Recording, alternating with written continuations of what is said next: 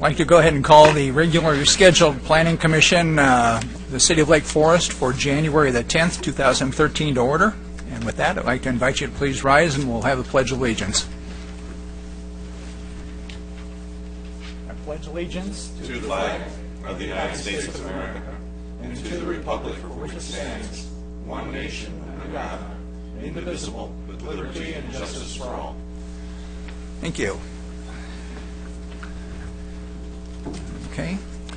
This is the time when we take comments from the public. If there's anyone present tonight that would like to address the Commission on an item that is not on tonight's agenda,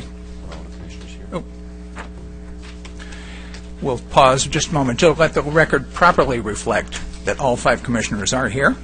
Thank you very much, Vice Chair Anderson. And again, if there's anyone in the audience who would want to address us tonight on a matter not on tonight's agenda, you'll be given an opportunity to speak to us here tonight, although no action can be taken on that if there is anyone. Do we have anyone? Okay, great. Then let's move on to our consent calendar. We're going to have to split these up. I'd like to pull item number 2 on the consent calendar. Okay. That leaves us item number 1, approval of the minutes of the October 11th meeting. I'll move for approval. Second. Okay, moved and seconded. All in favor? Aye. Aye. Abstain? Aye. No. Mr. President, that one, I'm sorry. No, you abstain. You can't abstain. Yeah. I can abstain. Yeah. Okay, 2 abstains. All right, so three in favor. Motion passes. Okay. Item number 2. Also move for approval. Oh. Second. All right, moved and seconded. All in favor? Aye. Aye. Aye. Abstain. Motion passes. Okay, takes us public, let's see, moving on.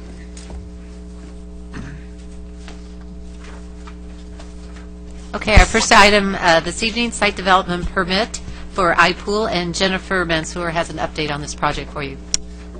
On your kind of peach sheet here, the application has been withdrawn by the church. There's a letter on the back that kind of explains why they're withdrawing their application, and so we're recommending the Planning Commission remove this from their calendar. Okay. Motion? I so move. Second. Okay, moved and seconded. All in favor? Aye. Aye. Thanks.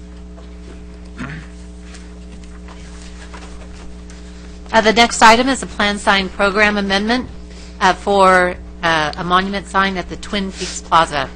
And Jennifer Mansour also has a report for this item. Good evening, Chairman and Commissioners.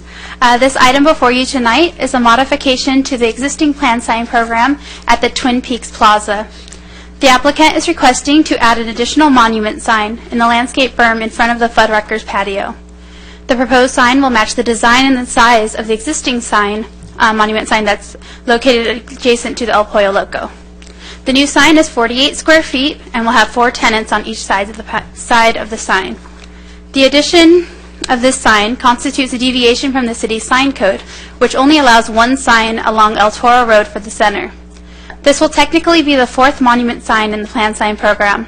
However, practically only 3 of these monument signs are used for the Twin Peaks tenants, and the 4th sign is used for the Home Depot Center tenants. Staff is supportive of the additional sign because of the unique layout of the Twin Peaks Center.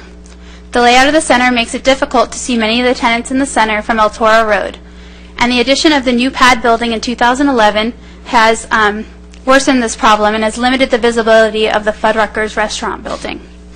A new sign in front of the Fuddruckers restaurant building would provide visible signage for Fuddruckers and up to 7 other tenants in the center. Also, the additional sign will not create any clutter or proliferation of signs along El Toro Road. Accordingly, staff is recommending the Planning Commission adopt the resolution approving the plan sign program as conditioned. The adoption of this resolution will revoke the previous plan sign program and replace it with the new plan sign program. If you have any questions, I'd be happy to answer them, and the applicant is in the audience tonight. Thanks, Jennifer. Questions for staff? Okay. Jen, I had just one. when I was looking at the signage description that you gave us on page 6 of 7, also noted as page 146. Hey there. I was looking at the signage that we're talking about here, and the new orchard has a similar kind of configuration where it has a lot of businesses that are toward the back of the property and are not visible from El Toro Road. I was curious how the signage equated. You referenced on the previous page that with the current monument signs, only 25% of the tenants have the potentiality to have signage on El Toro Road, and if we approve this, that would increase that to 50% of the tenants. What kind of signage equivalency do we have with the orchard for the monument signs relative to tenancy? Okay, so the orchard has, they have 4 monument signs along El Toro Road, and they have 2 along Rockfield. If you just look at the ones on El Toro Road, they have 24 tenant panels for 47 total tenants. So it's about 51% of the tenants could be on. And if you count the monument signs with the tenant panels on Rockfield, about 68% of the total tenants could be on a sign. However, probably at both centers, not always. Sometimes the larger tenants are on more than one sign. I think both at the Orchard and possibly at Twin Peaks. Okay, great. Thank you. That helps. Dave? Yeah, the only question I had was the chosen location and wondered why we hadn't considered putting it up at the entrance so that you have 2 entry monuments positioned at the entrance. There's something physically structured there at the entrance, at the ingress above. I believe that is Orchard Way. It's not on the one that's before Orchard. Right. We could probably have the applicant speak to that, but it might have to do with the berming in front of the Fuddruckers, I'm guessing. But Okay. We've got Greg McClellan. Good evening. Long time no see. As you know, my name is Greg McClellan. I live at 17 Ramada in Irvine, and I'm the general partner and developer of the Home Depot Center and the managing partner for Twin Peaks. And if you recall, where the main driveway comes in, that used to be Lazy Boy Furniture. And when we demolished that, we knew that would be the main monument signs for not only the Home Depot side, but also Twin Peaks. So the one sign, as Jennifer indicated, was predominantly for the major tenants in the Home Depot side, although it's on the Twin Peaks property. The other monument sign that Jennifer talked about is the one by El Pollo Loco, and based on the grades, it currently only has visibility on one side. There's a grade differential on the other side, so those panels you cannot even see going southbound. So that's why we elected to put it by Fuddruckers out where the elevation, you could see it in both directions. And as Jennifer indicated, when I built that building, it really crushed going northbound the immediate visibility for Fuddruckers. And kind of based on market conditions, my intent is to predominantly use that sign for my major tenants, such as Weight Watchers that I just moved into the center, and Marinello School of Beauty that's been there a lot of years, and some of the larger tenants. And my first choice is not to have tenants on both sides because I think they need it going northbound and southbound. So if I can get 4 tenants, then I'll have both of them on both sides and not have 8 tenants. It's kind of my election, if it all works out. But to answer the commissioner's question, the grade differential as you come out of Twin Peaks, you really go downhill. And if you were to do a monument sign at that corner, you'd only see it going southbound, and it wouldn't help you one bit going northbound.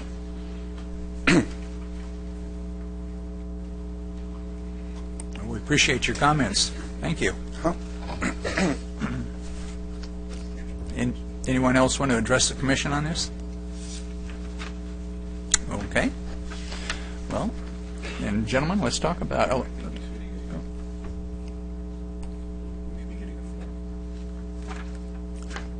On this. Could be another item. Okay. All right. All right. Well, let's go ahead and. Did we open the public hearing? I don't think we did, but let's make sure it is open. Let's talk about it. Bring it back up here.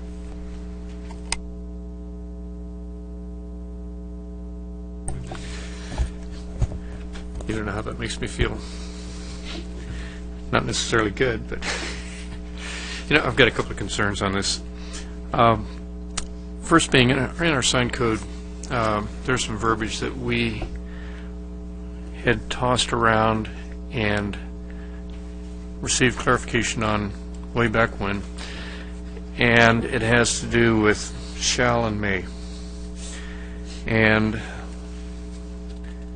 how that's applied when you're making a decision or when you're making an application.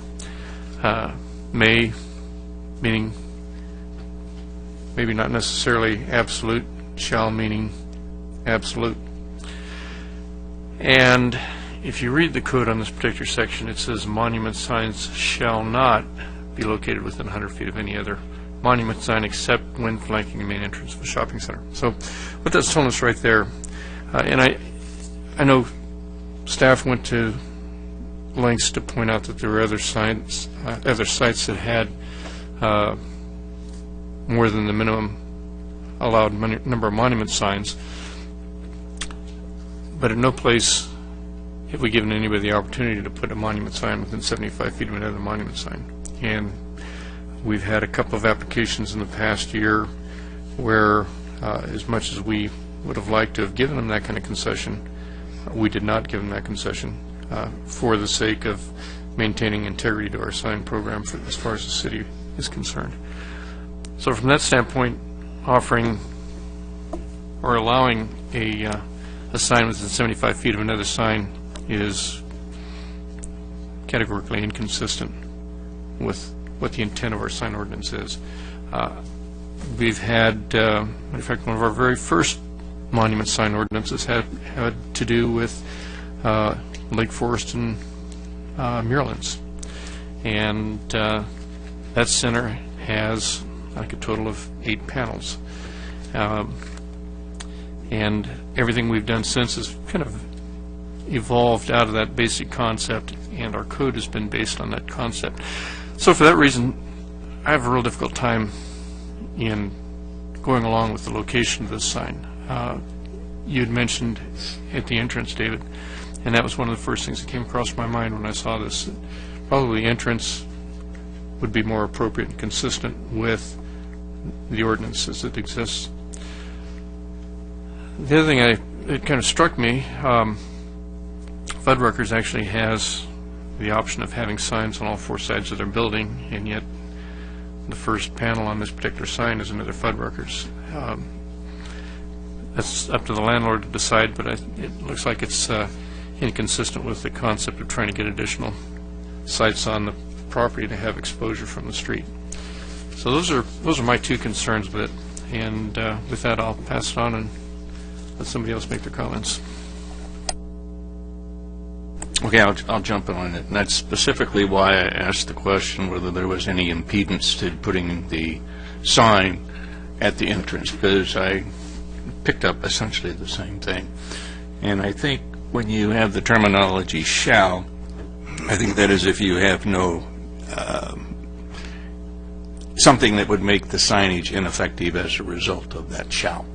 As an example, the berm and the differential, to where it makes the portion of the sign or the intent of the sign is negated. So I think we have leeway in that. Making a specific point that we had identified why it was not placed at a position that I think would have been more consistent and would be my personal preference. But I think with the explanation that the applicant has given, it allows me to make some modifications to that shall terminology.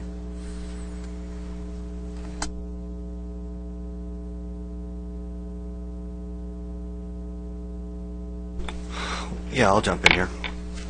I actually had a similar concern with what Commissioner Hughes pointed out about the 75 feet. I felt that was a little bit close.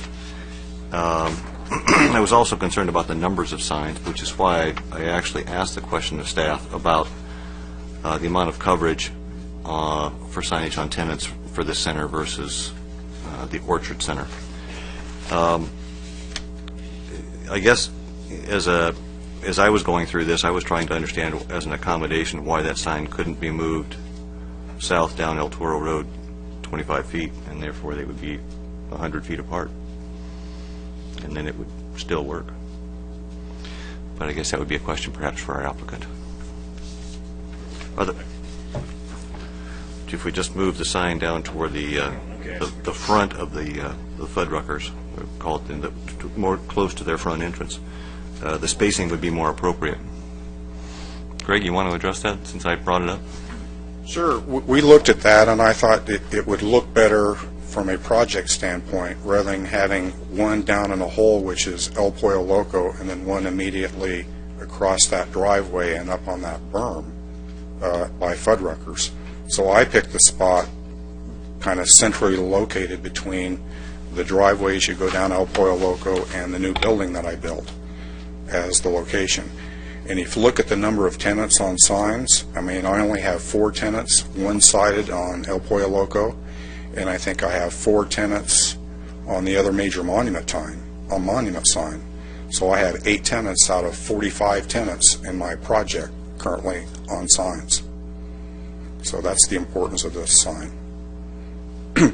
But as far as it putting directly across the driveway from where El Pollo Loco is, that one, I don't think it really does any good because you're really buried in a hole. It would only help southbound. And the whole idea of this is when I built that new building, I really blocked visibility for Fuddruckers, and they are trying to pick up some of their sales of impulse people coming in going northbound. And that's the reason for it. If you're coming southbound, you see Fuddruckers, like you said. It's on the side of the building, front of the building, and you can see it. If you're going northbound, you really don't see any of their signage.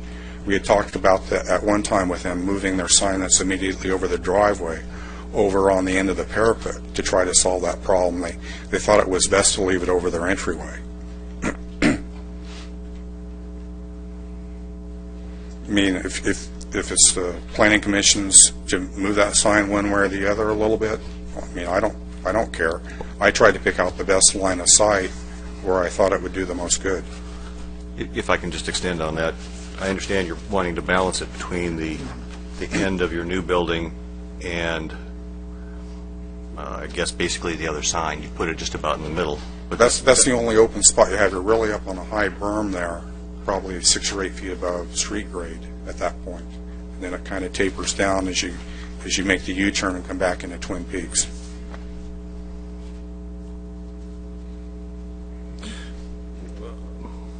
Maybe I need to go out and look at the site, but as I look at the photograph here, whether the sign were put in the middle of Fuddruckers or put toward the front of the building where their entrance is, that appears to be the same grade level. Oh, is front going southbound or is yes, front? Moving south.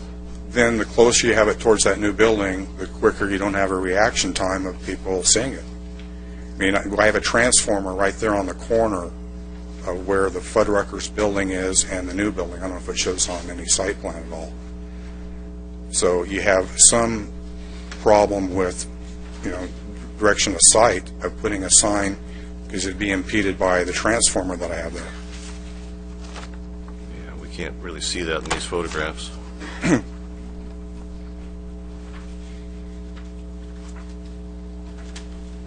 I might have a site plan in my briefcase. Hold on.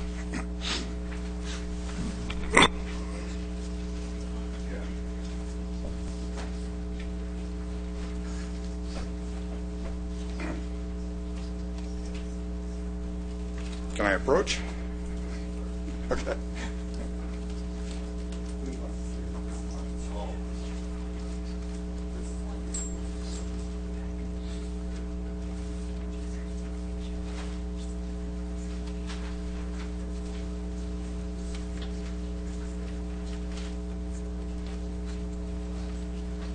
So we'll put this on the record. So all we're talking about is just saying from here to about here. Yeah, but I have a transformer right there on the corner. It's right there.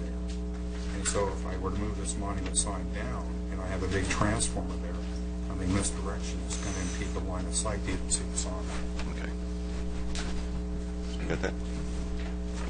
Pass that down.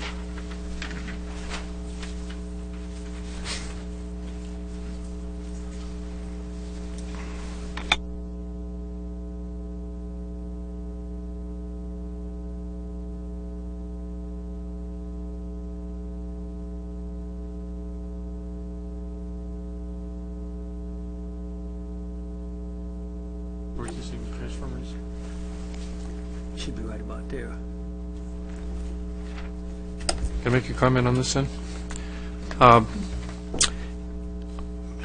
Based on what he's telling us, if you're traveling northbound on the southbound lane, probably going to be in your way. But if you're traveling northbound on the northbound lane, the angle differential, there's going to be no conflict at all. That's my opinion on it.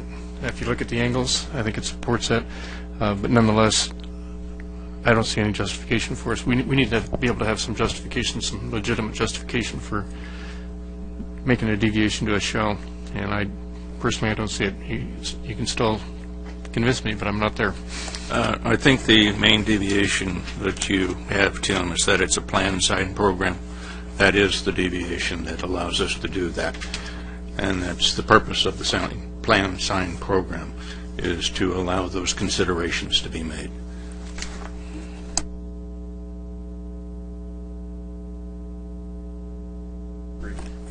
That's why it's a shell and not a me. I'll jump in here. Personally, I agree with the applicant that I think it's difficult to know what's in that shopping center, and I go in there a lot, and I still don't always know. And I can tell you that over the past few months, I've driven by there many times and had a hard look to find the Fuddrucker sign, because there's trees and there's other obstacles, and it's just not that apparent. I think I honestly think that there's justification for putting a monument sign there. I certainly wouldn't want any more monument signs. I mean, this would have to be it. But I think that it would be an addition that would help the business establishments, and I don't think it would be detrimental to the aesthetics when you're driving by. So, it's my opinion.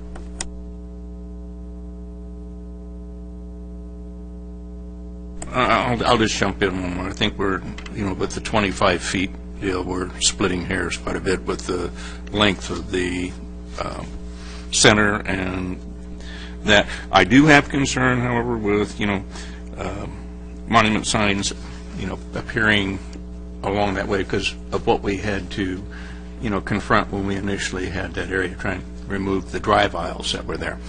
That's why I would really, really, really prefer to see it up at that entrance. But taking line of sight and the ineffectiveness of the sign at that point, I'm willing to go along with this one.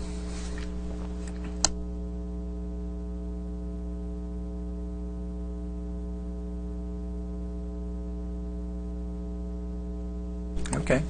Well, are we finished discussing it then? All right. Someone want to make a motion?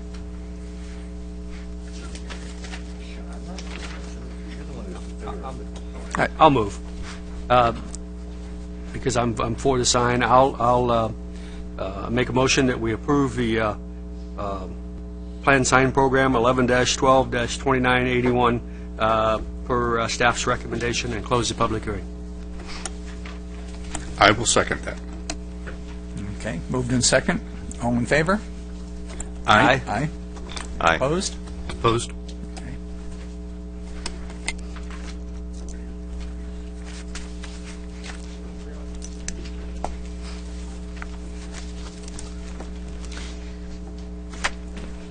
The next item is site development permit for a building addition, new carport, and exterior site modifications to an existing industrial building. Jennifer also has this report this evening. This project includes an addition and exterior improvements to an existing industrial building on Dimension Drive.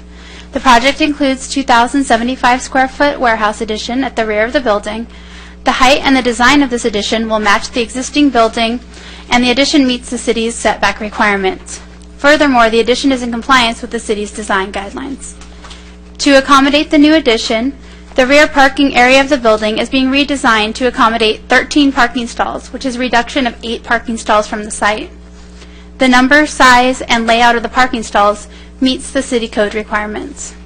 The project also includes 2 carports in the parking stalls in the rear parking area, which are separated by the drive aisle. The purpose of the carports is to protect the parked vehicles from the weather. The carports will have corrugated metal roof with tube steel supports. The applicant is also requesting a new fence and a gate that will enclose the rear parking area to provide security at night. The applicant is proposing to leave these gates open during normal business hours, and there's a condition of approval stating that as well. The fence and the gate are proposed to be about 10 feet high, and they'll be constructed of black wrought iron fence with a green wire mesh. The fence includes a 20-foot wide vehicular sliding gate that will match the design, materials, and colors of the proposed fence. Landscape planters with vines are proposed to be located in front of the new fence. The carports and fences are in compliance with the city's codes. The project is located directly behind the existing building and will be fully screened from Dimension Drive. However, the project will be slightly visible from Kenyatta Road. The project has been designed to match the existing building and includes landscaping to soften the appearance of the fences. Therefore, there will not be a negative aesthetic impact from Kenyatta Road. Staff is recommending that the Planning Commission adopt the corresponding resolution approving the site development permit as conditioned. We have received a letter in opposition to this project from the owner of the adjacent property, which is left on the dais on the blue sheet in front of you. The owner of the adjacent property was not able to attend today's meeting because he's out of town, and he has asked if the Planning Commission will continue the meeting to the January 24th meeting so he may attend and express his concerns. That concludes my presentation, and the applicant is in the audience tonight, and I'd be happy to answer any questions you might have. Thanks, Jennifer. Okay, looking at the request to continue the item, I think that that might be in the best interest of all parties. So I'm going to make a recommendation that we do, in fact, do that. Is that appropriate? Are we going to continue this for the 24th? Hold on. Yeah. Yeah? Okay, so we're okay to continue this item? Should we let the applicant speak maybe before we do that? There's a request to speak from the applicant. I understand. Okay, sorry.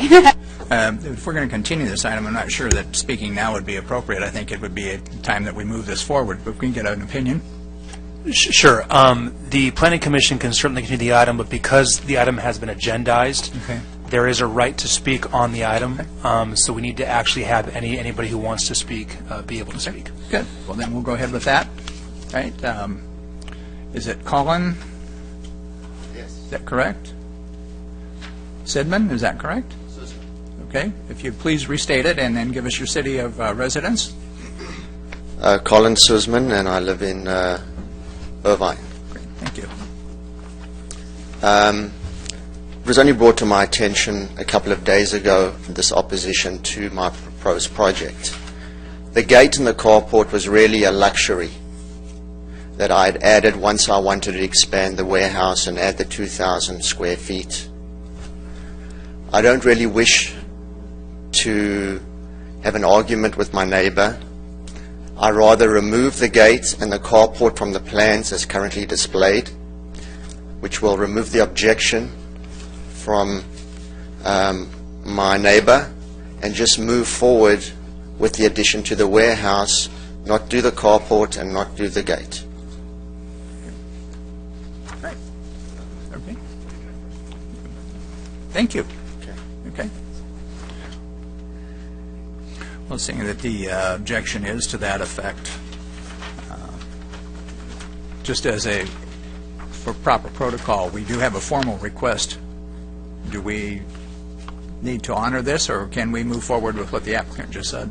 The Planning Commission has a discretion to move forward, to continue, to do whatever it chooses based on what they've heard at this point. Thank you. My suggestion would May be... I? We have to open the public hearing. That was... Was it opened? No, but now it is open. Thank you. Based on the content of the letter that we received from the opposition, the applicant has graciously conceded to both of the points of objection. At this point, I don't think that he's expressed no other objections in his letter. Based on that, I don't see a justification for not moving ahead with it. here this evening. So my suggestion would be that we go ahead and continue this agenda item and move towards whatever resolution we may find appropriate here this evening. I would agree. Any comments about it up here? Well, I'll just make one comment for the record, that the letter here says, I have concerns about the location of the gate and the carports for this project. It doesn't say anything else about the building structure or anything like that. So my assumption is that that's the only issue. So I agree we should move forward with it.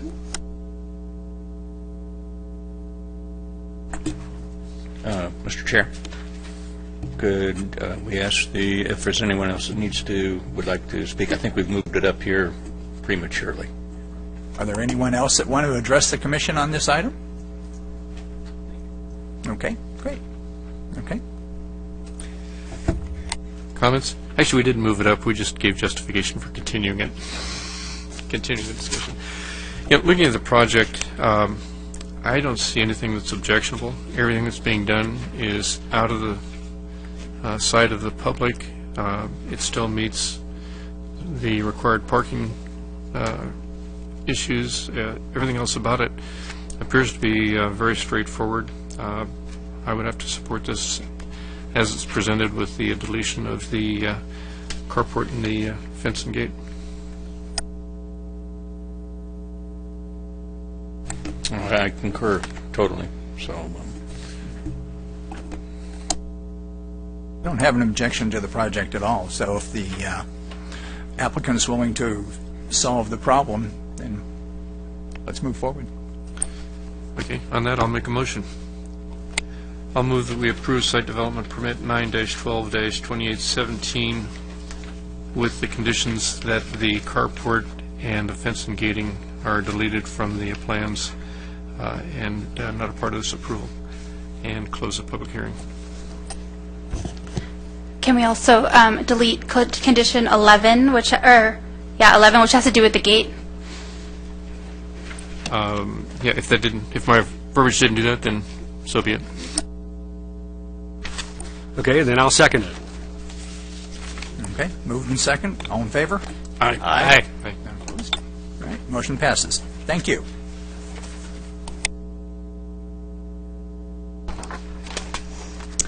The next item this evening is site development permit for Crown Castle Wireless Master Plan. And Cheryl Kuda has the staff report this evening.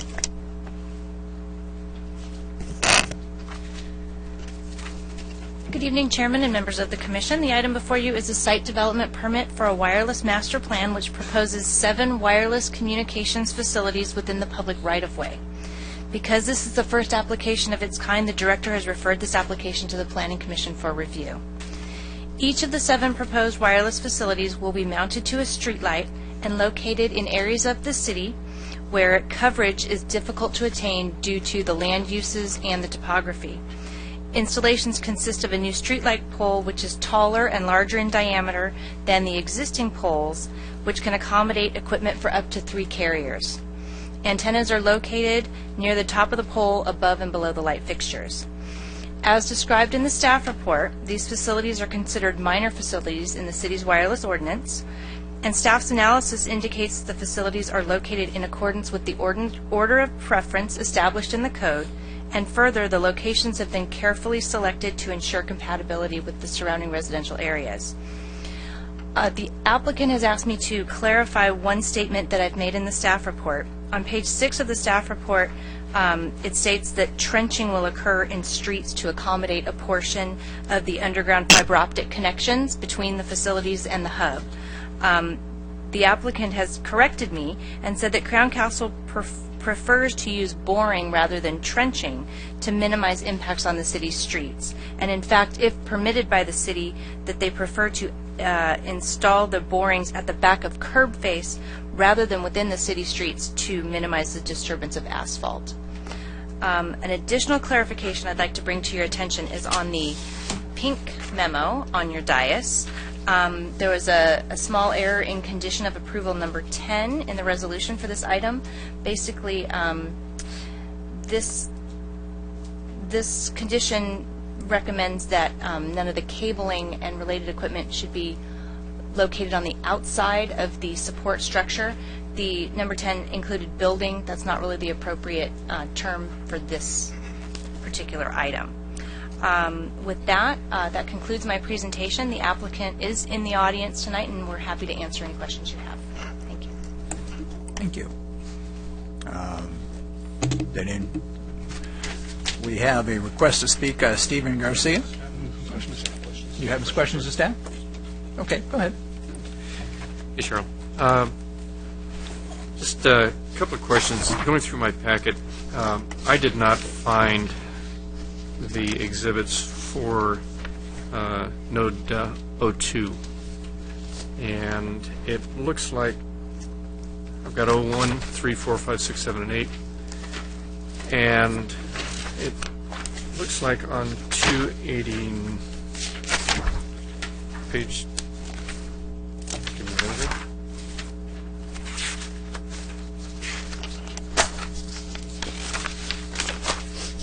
I don't know if you, looks like on page 269, it's listed as being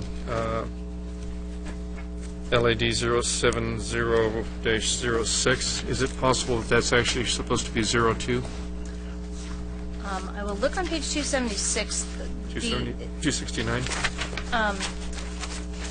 On page 233, if you look at the very small exhibit which shows the blue dots and the orange dots, the blue dots are all of the facilities that will hook into the hub that we've referred to in the staff report. Number 2 is actually in the city of Mission Viejo. It will hook into the hub here in Lake Forest, but it's not in our city, so we aren't looking at that one as part of this application. Okay. Can you tell me then, help me out on 269? I am having a difficult time figuring out where that really is. It doesn't look like it has anything to do with El Toro Road, and it doesn't look like it has anything to do with the adjacent streets. The retaining wall and the buildings behind look like it's a shot from someplace not depicted in either the plan or the aerial view or in the Sure, that's a good in the question. sections. Where are we getting that? Can you help me? Yes, I can. Okay. So, yeah, that one is confusing. I apologize for that. The in this case, in a couple of cases, the pole is located in one location, and that green box that has the meter pedestal in it is located further away. So in this case, if must you look be at right away south on if El you look Toro. at page 267, the star is where the pole is. Right. There's not a star here, unfortunately, that tells you where that box is located, but it's located. Looks like it's based got to on be the way plan, south on. down the street a little bit, and down and across the street past Destry.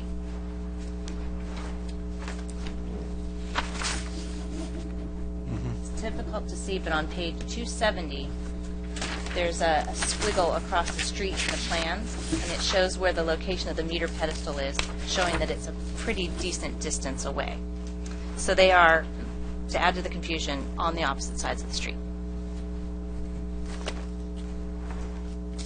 I just still am having a difficult time seeing where there is a wall, and it's got to be quite a ways south, because we're looking at the On 267, if you look at the star where it says proposed site, you see Destry right across the street. The entry to the tract is Okay. Destry Lane. This photograph is taken from that general location. I'm not sure if it's going north or south. Maybe Yeah, we could it's have the just- applicant help us with that as well. the roof lines that I see in that photo don't seem to match any of the roof lines that I see in the aerial view. That's why I'm confused on it. Okay.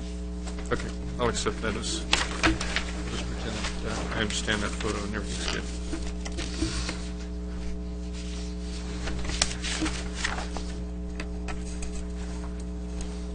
Okay. I have other questions, but I'll wait for that.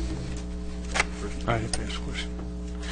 Yeah, Cheryl, I do have a question with regard to the sighting of the LAD 07001.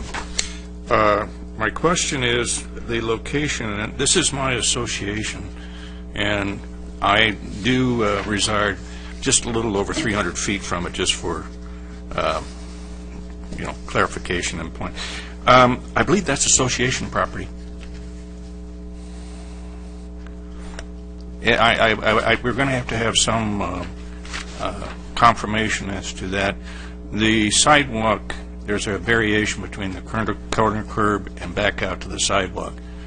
And the landscape, all irrigation and that goes right along that curb line. So I'm almost certain that is association property.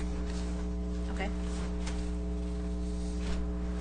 And I'd like to say probably our association, I cannot speak for the association, knowing that the coverage in that area is very poor, that siting it there would not probably be a problem or an issue, but I think it has to be clarified as to whether or not that is an association parcel, because it would be in violation of some CCNRs and things of that nature with regard to that. Sure. Okay. That's it. Cheryl, I got one for you, too. On page 262, this is Site 04. It's the box for Site 04.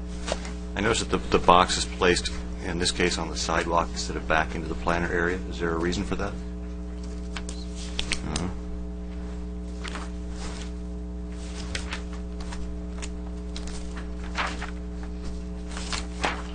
We can ask the applicant on that one. It probably has something to do with where the right-of-way is, but we can ask them. Okay, because I was comparing it to the 06 example that Commissioner Hughes was talking about, and I see it's placed in the parkway in that particular instance. And perhaps that has something to do with public right-of-way. Other question I had for you is, you're now asking us to spot elevate poles in these neighborhoods where the poles are generally 28 feet, almost 29 feet tall. So suddenly these poles are going to be 6 feet taller. Can you tell me what the pole spacing is for all the poles that are there, so I can visually have some sort of idea as to how much more is this one going to stand out compared to all the others? That's a great question. Let me look through my packet and see Okay. if I have that information. And most importantly, Site 05, because now here at Ostrom and south of Normandale, we're talking about taking a 24-foot pole and replacing it with a 35-foot pole. And I'm assuming, from what I see here with all these illustrations, that the lighting, we're putting the existing lighting and arm on the new pole, but that lighting arm, because of the taller pole, will be at a higher elevation also from all the existing poles that are being replaced. Yes, in many cases, that top will be at 31 feet, whereas now they're mounted near the top of the poles that, as you're referencing, are around 28 feet. So yes, it'll be a few feet higher. It'll be a few feet higher, not a dramatic amount, not 6 feet higher. No, because this facility, some of the antennas are located above the pole, so some of that height is above the light fixture, whereas the lights now are right at the top of the pole. Okay. Yes, you could give us some idea on that spacing so we could get some... I'll see if I can find it. I know it varies throughout the city for different reasons on different roadways, but I'll look through here while you guys are discussing and see if I can answer that. Okay, great, thank you.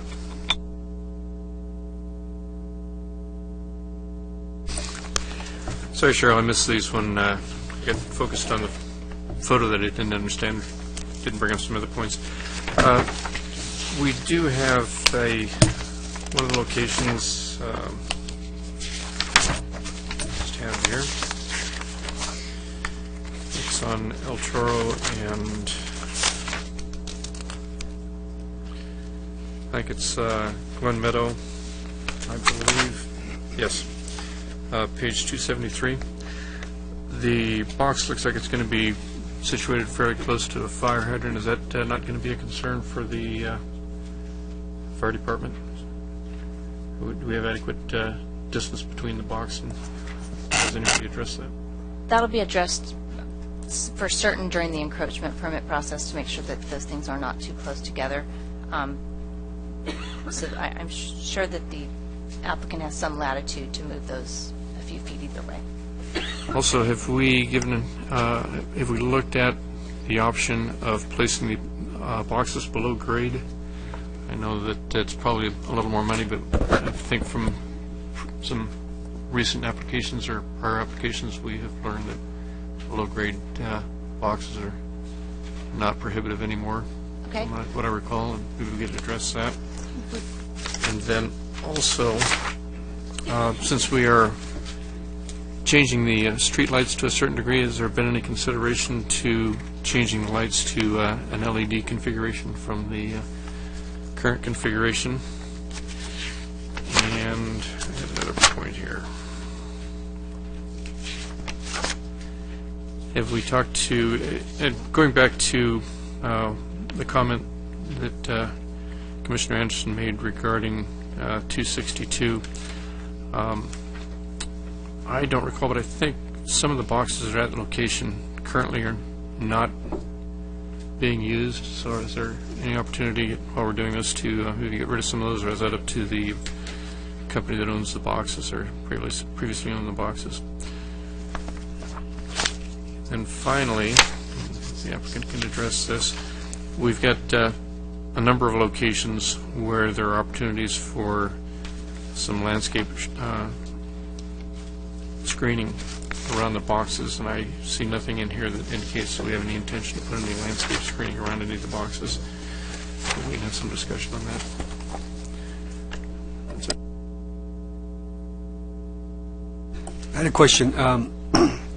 This, I guess I'd like to know whether you think this is going to be a reoccurring trend, and if so, does it make sense for us to study this in more detail, have staff study it in more detail, to see what things are good and what things are not? I mean, I know we've approved, I think, just one light-mounted antenna so far, and so we really haven't done much of this, and it does kind of fall outside of what our guidelines so far have been. You know, we're more concerned about unique poles that are set up for these antennas. So I'm just wondering whether it makes sense at some time in the near future to go through this on a more general basis. And even though it may still be approved by staff, at least we've gone through and maybe presented what the plan is, you know, what these things are going to look like, whether they're going to have shrubbery around them if possible, making sure that the cabling is all out of sight,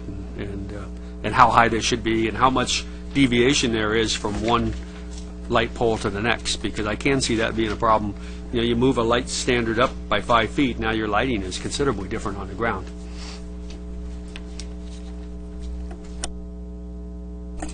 One more. I have one additional question, and that is, I see in the renderings is this all indicating replacement. However, 2 locations are an addition of a light pole. So what does that necessarily involve? Where we're adding a light structure to some place that has not previously had a light structure. Do we run into any concerns with regard to that from Edison or anything of that nature? Now, these poles will be city-owned in the city right-of-way. Okay. The poles that, as explained in the staff report, the existing poles will be decommissioned, and these new poles will be put in their place with city ownership, basically, as described in the licensing agreement, which was a brief paragraph, I know.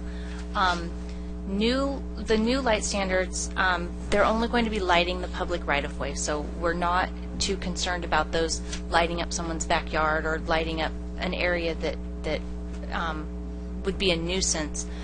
In general, more lighting in the public right-of-way is usually better. Okay. And as far as maintenance of the light itself, if we have an issue with the light going out, is the city responsible for the maintenance of that, or would that fall to Southern California Edison? There's actually a license agreement that accompanies this application that will be going forward to the City Council at a subsequent date, which deals with maintenance issues. And those maintenance issues, which are outlined in the agreement, it's performed jointly by the applicant, by Crown Castle, and by the city. The applicant maintains all of its facilities, the pole, the area surrounding the pole, and the city is responsible for the light because the city has ownership of the light itself and the light structure. Thank you.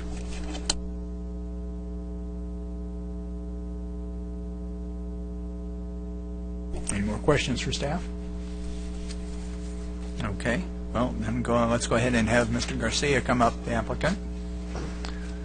And if you'd please restate your name and city of residence for us, that'd be great. Good evening, Chairman, members of the Planning Commission, and staff. Thank you for the opportunity to speak. I'm a resident of City of Whittier. However, my address listed on the speaker card is our headquarters, Seattle, Washington, 1100 Dexter Avenue North, Seattle, Washington. If I may address some of your questions, or if you prefer, I certainly am available to take questions from you at this point, but I could go back and retrack some of your questions that you've raised about the lighting poles themselves. I also have in my hands a copy of a current installation in Laguna Hills. I think it could give you a little better confidence on what we're actually doing, as opposed to sometimes the simulations don't represent exactly what the finished product looks like. So, if I may approach, I'll just provide you a couple of copies. These were just taken yesterday in the city of Laguna Hills.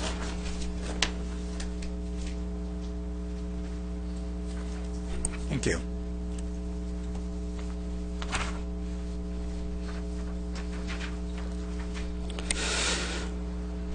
Now, one thing I'd like to say quickly is that the light poles themselves are fabricated in a manner to replicate the existing SE facilities. So we've done this several hundred times throughout California and 10,000 times throughout the United States. If I use our most recent example of an installation of a network in the city of Temecula, there are 39 nodes there. Those installations are also owned originally by SCE. The product that we provide to replace them is identical in nature. And for example, the light features on most of those light poles were at 32 feet. The light remains at 32 feet. It's the top canister that we have that transmits the signal. So there's no variation in the uniformity of the light pole itself. There may be an exception for that shorter pole at 23 feet, but we certainly want to maintain the lighting standards that have been adopted by the city. The electric meter pedestals are a requirement, unfortunately, of SCE. Those meter pedestals typically can be located within 100 to 150 feet of each pole. We prefer to move them away from the poles so that it doesn't attract too much attention to the street light. So when there is various variations allowed by SCE, we certainly try to capture the best location. And for example, if there's a lot of shrubbery located near one of the light poles and it's within the public right-of-way, that will be our location recommended to SCE. SCE makes that final determination. It's not up to the applicant. So those are just some of the highlights that I picked up from your comments. If I can address more of your questions at this time, I certainly would like to do so. I guess my major concern, primarily with the one that I had mentioned, is whether or not it's actually in the association's landscape area, or whether that is city-owned property. Yeah, so in every installation and in every application, we make a zoning application, and then we follow up with a building permit application. So all the records that are available through the city or the county records are pulled to confirm rights of way. And then if it's too difficult at that point to determine from the records that are available, then we do a survey. So we'll either have the records available by the city of Lake Forest, to the county, or survey to confirm that it's in the public right of way. So that's certainly our intent. If it looks as though it's in the HOA's property, then we certainly would relocate that or move it outside of that HOA property line. So. Okay, if we, well, we'll do that. I'll do that in discussion.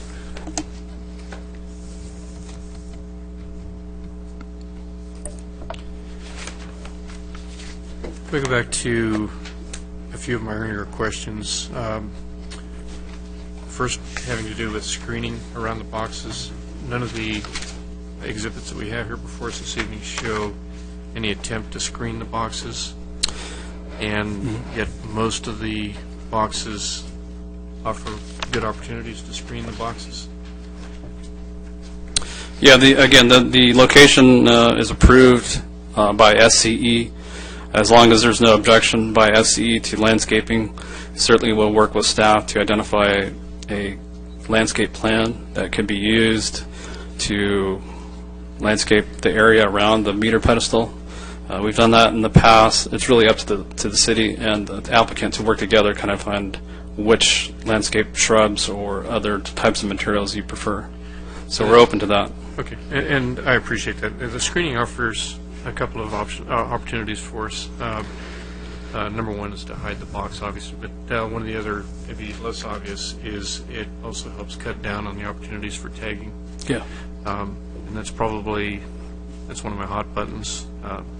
In some of the areas these are going into are not a problem, but some of them are a problem. So certainly help address those issues for us.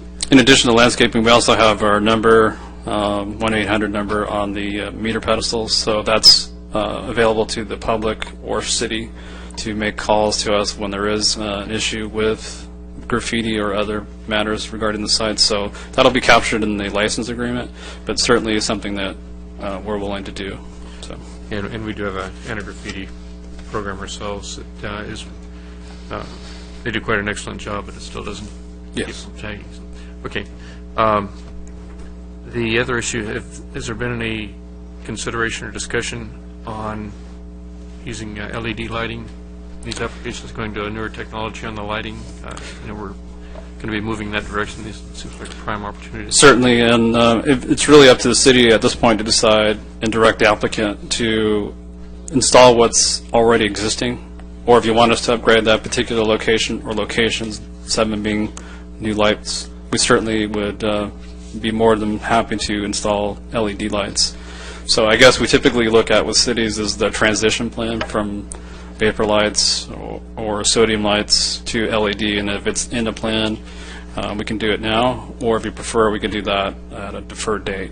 But that really, we'll take direction from the city on that. Also, one other item that I didn't mention previously, the poles are slightly larger in diameter than a typical street pole. Have you given any consideration to using an anti-graffiti coating on your poles, since you're putting a little bigger target out there? Certainly. One thing I'd like to clarify is that the poles themselves are typical SCE pole, including those in the city of Lake Forest, are 9 3/4 at the base, and they taper up to 5 7/4, 5 3/4 at the top. Our pole is 10 3/4 at the base and tapers to 9 3/4, so it's very similar. I mean, if you're looking at them along the street, you're not going to notice a difference, but we certainly can apply or be sure that our manufacturers have an anti-graffiti coating on those poles. But I wanted to let you know it's not that much larger than the existing poles.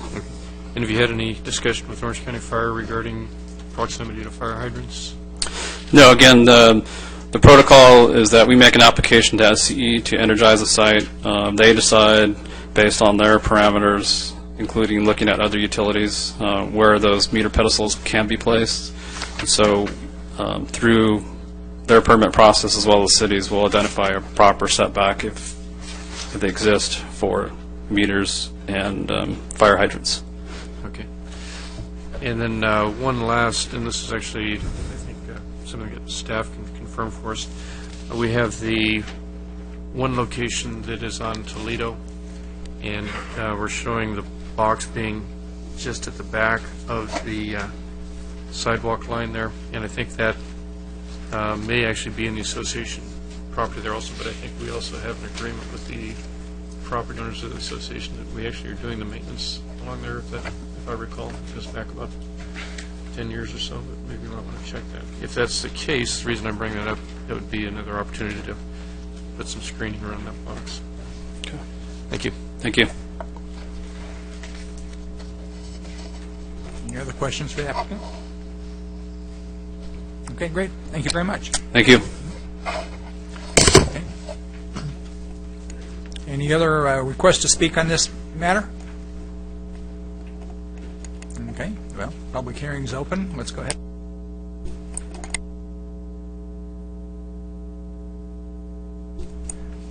Oh, please. It's okay.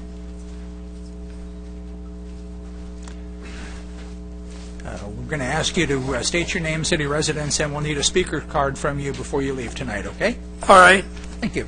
Thank you, Chairman and committee. My name is Chuck Miller. I live in Lake Forest. I'm familiar with the map. And my questions, some would be in the area of appearance, depending eventually how many of these towers we have, or these poles, and their appearance. My concern also is, and maybe the man from the company can tell us, what's the radiated power of each transmitter? What's the wattage coming from each node? And I know that may vary, especially when they get more provision in each node. But we live with a daughter that is highly allergic to electromagnetic fields. And more electro pollution we have to live with as a country and as a community. And it's too easy to ignore that. So we can't drive up Lake Forest Drive now with our daughter, and she'll be talking and everything's just fine, and suddenly she's quiet and she's fainted. Because there's a cell phone tower now that's at the Community Association building at Lake Forest in Toledo. And what she goes through for the next 15 to 20 minutes, you would never want to see someone go through. So somewhere in the midst of this, someone needs to ask the questions. I'm connected to a national figure in this whole area, because if the wattage is a certain level, that doesn't go real far. But if it's cell phone, that's a different game. And so I'd like to know in the nodes, is it Wi-Fi? Is it cell phones? Is it both? And what is the wattage? Because the wattage will communicate the extent and the distance to which those electro fields go. And some of the towers are near schools. My wife is a retired school teacher. Our daughter's taught school 10 years and is now disabled. So thank you very much. But I would like to know the wattage if he has it. I think it would be helpful. Okay, great. Thank you. Go ahead. You can comment on that. He brings up some valid points, and we had a great deal of discussion on those points when we first undertook our ordinance regulating this. A lot of us shared his concerns, very similar concerns, had a lot of in-depth discussion on it. We were educated to understand that we have absolutely no jurisdiction over that. That is something that the federal government has removed from our purview, and they have determined that there is no harmful side effects to human beings, and we have no power to find otherwise. So what we did do in drawing up our original guidelines, original ordinance on this, is we established some minimum distances to residents, because we can't say that you can't do it, but we are, as a body, we had the power to establish some restrictions. We established those restrictions to the full limit that we were allowed under law, and so we are now required to work within the confines of those rules. That being said, we definitely share and appreciate your concerns.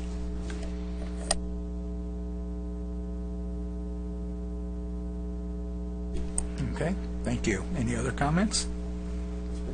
Okay, well. The only other comment I have, again, gets back to, I think we're going to see a lot of these, and I'd like to see, and I'm not sure how we institute it, but I'd like to recommend that we have staff take a look at this and put together a guideline for this type of cell tower. But not that it has to come back to the planning commission each time, but just that we have, maybe that the plan comes back to the planning commission, we review it, and if we think that we're happy with it, then I think that's a go.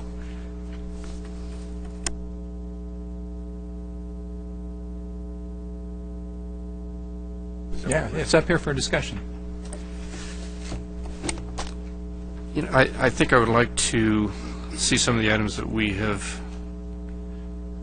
brought to light here this evening brought back to us for a little more information. Quite a few years ago, probably 15 years ago now, Commissioner Carter posed the question of what happens to these sites when they're no longer being used. This technology is going to probably render a lot of the sites that we've approved obsolete. And so, in Commissioner Carter's infinite wisdom, and I will not very often give him credit for this, we have something in our ordinance now, that it's a standard clause that we insert that says once the facility is no longer in use and abandoned, it'll be removed. So I suspect we may, in the not too distant future now, start to see some of these eyesores that we've got out there coming down and something similar to this going up, and we'll probably see the technology bringing this into smaller components still in the future.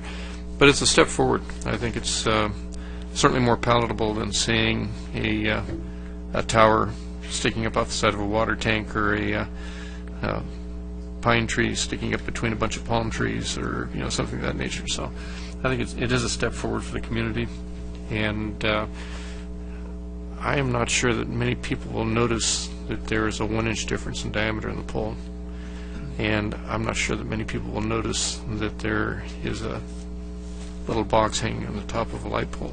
It's pretty inconspicuous. So, from the aesthetic standpoint, it's probably about as good as we could expect with current technology. So I don't have an objection to that. I just would like to see some of the issues that we've raised here this evening further addressed.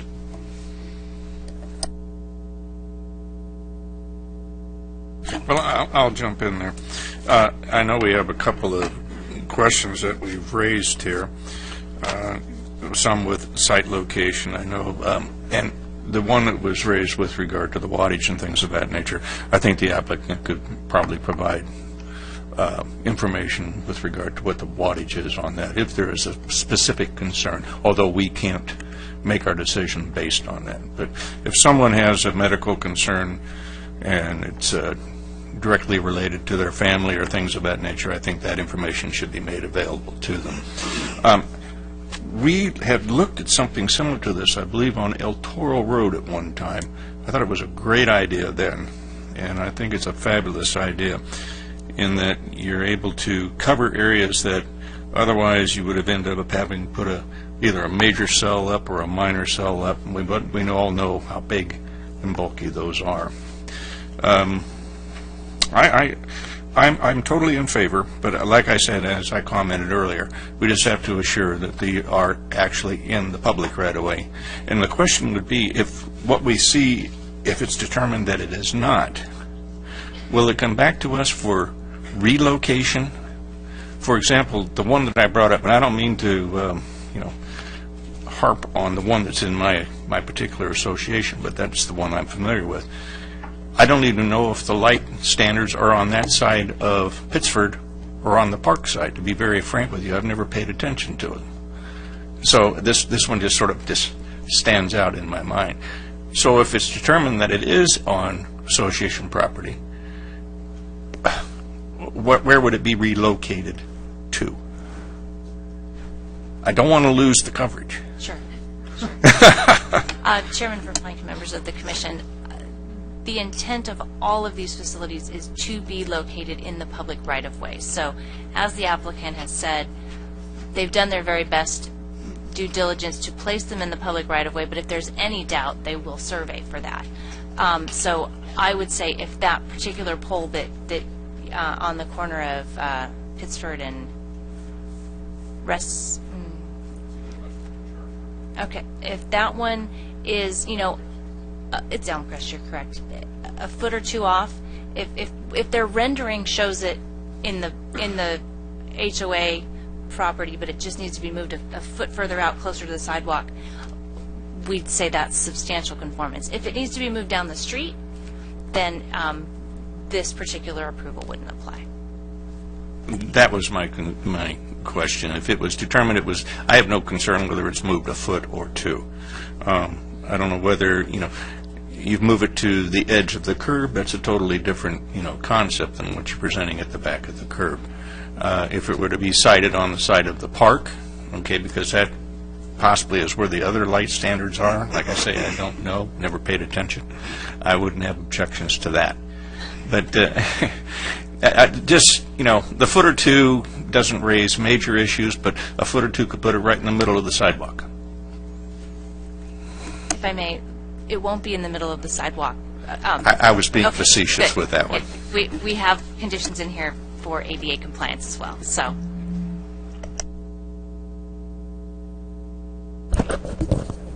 Based on that statement, I think I need to make a correction to my prior statement.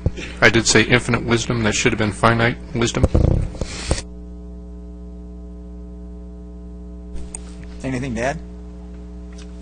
No, I don't. The only thing I would chime in with is I do like the whole concept of the DAS system. I think it's clearly that's where everything is going to go, and we're going to see these big monstrosity poles disappear. I just want to make sure it blends in with the community as much as possible, which is why I was concerned about pole spacing and light height. The fact that the pole is 1 inch in diameter, 1.5 inches in diameter larger, nobody's going to notice that. But if the light's going to be 2 or 3 feet higher than all the other lights from the ground, that's a problem. The fact that the pole is taller because it has the antenna on the top of it, that won't be an issue, as we can see in the illustrations from Laguna Hills. I just want to make sure that we have consistency with all the existing conditions that are already there. Yeah, one other comment I'd like to make is with regard to the fact that these can handle multiple carriers. I thought that was right in line with what we've tried to establish as to making sure facilities are utilized to their maximum. So instead of proliferating poles, you just put an additional antenna on the pole. So that. No, I too, like most everybody else here, appreciate the idea that we'll have service where we don't have it now in that aspect. But I agree with what Commissioner Zachmeister said, and this is our first run at this, so maybe we need to do some more groundwork in making sure that as we get future applications come in, that we've got a guideline to work from. So I would concur with that. Okay.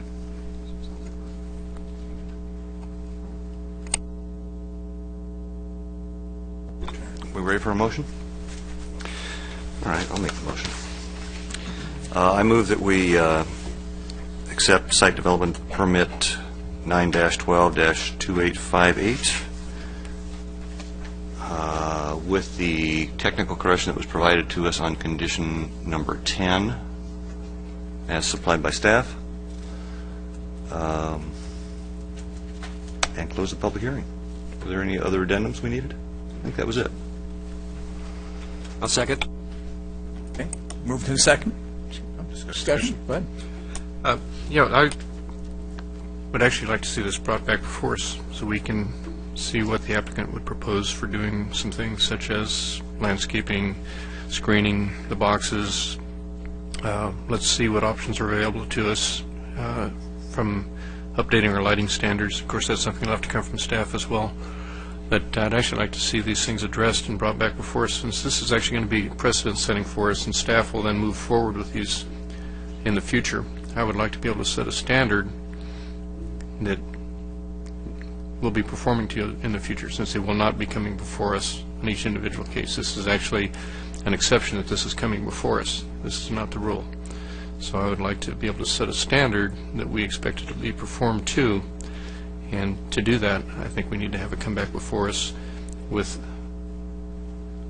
comments, suggestions, recommendations that they can or cannot comply with some of the things that they've heard from us here this evening. Yeah, Commissioner Hughes, that does have credence, because I can recall when we started looking at this stuff many years ago, and we had the generators that were associated with, trying to site adjacent to cellular locations. I believe that it probably would be advisable to make in consideration as to stipulations for screening of the box and things of that nature. Specifically, if we have concern of, I noticed in here that there's preference to put boxes collected in an area, and I think that is different than what we had indicated in the past. We would more prefer to see them separated out so they're not a mass that you're looking at.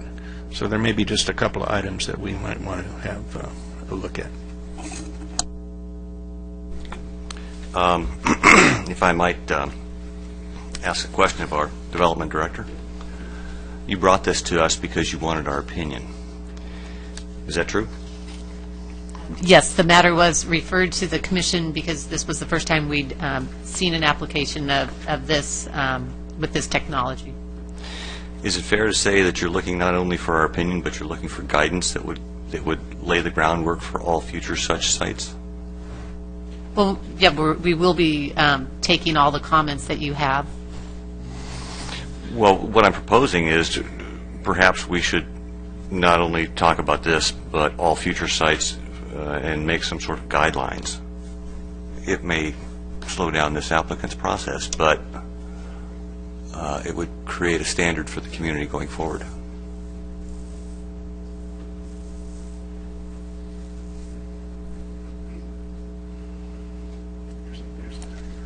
Mr. Chairman, Commissioners, that is certainly a possibility. We'd like some time to take a look at the deadlines provided by the Permit Streamlining Act to ensure that if we were to postpone this beyond, say, the 2-week period, that would be permissible pursuant to state law. We can certainly continue this for a 2-week or 4-week period to look at the issues that you've enumerated. We can also come back and let you know if we can take a further look at more detailed general parameters for these types of sites going forward, and how that might affect this specific application. The one comment I have about delaying this is, I don't know where the applicant stands, but generally they want to move forward as quickly as they can. And, he seems like he's expressed his interest and willingness to put landscaping in and do the kinds of things that we've asked them to do with no objections whatsoever to anything that I've heard. So I feel comfortable that he could work with staff and get the things that we need for this particular one. I still would like to see us have a guideline that comes out of this meeting that with our comments that would work for future applications that come in. But honestly, I don't see any need to stall this one. If he's willing to wait 2 weeks, but I'm not sure that we're going to have a good handle on, have a finished product in 2 weeks. So, that's my opinion. I just don't want to put him off and stall him. If I just may add one thing, we've been in the process of updating the city's zoning code, and it is on our work program to update the cellular regulations because we have seen a lot of changes in technology. Our regulations, the original cellular ordinance is many years old, so we could perhaps move that up in our work program and take a look at that in a more comprehensive setting. Perhaps let this application go forward tonight, but address the concerns and update the cellular ordinance to be more reflective of the new technologies. Going to respond? Oh, I'm sorry. Do you have any? No, I was actually going to retract my my motion because I would like to see, since Commissioner Hughes brought up the issue about landscaping, I don't think 2 weeks is too long a period for us to just make sure that we know what we're voting on as far as the look and feel of the product that's being put before us. That's my only concern. Yeah, if you wanted us to come back with some additional work on the landscape and that, we would ask for a 4-week period. The 2 weeks that we thought about, if we were looking at something much broader, then the attorney was recommending that we look at the Permit Streamlining Act, and we could do that within 2 weeks. But if you want us to work with the applicant to address the concerns that we've heard this evening, then I think a 4-week continuance would give us time to work and understand your comments and come back with something. I'm going to jump in. I think I'm going to agree with that. If you take my concern, and one of the comments I just made was the clustering of boxes and things of that nature. When you look at the renderings, you'll see what I'm referring to, in particular to the one on page 262, and the one is on page 258. I think it's necessary for us to review that and say, come to a conclusion. You can see that there was no attempt whatsoever to separate these, nor, hide them. They're going to be in the middle of residential areas, so I think it behooves us to take a peek at that.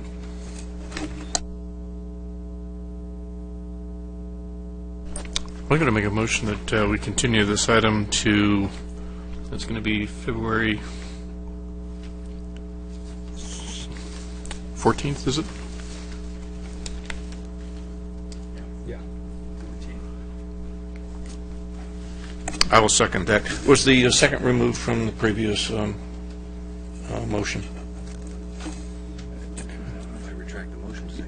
Well, there was a second. The second had to be removed before you can retract.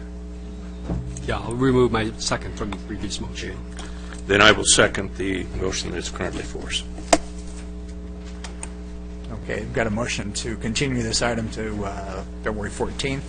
Any other discussion? All in favor? Aye. Aye. Aye.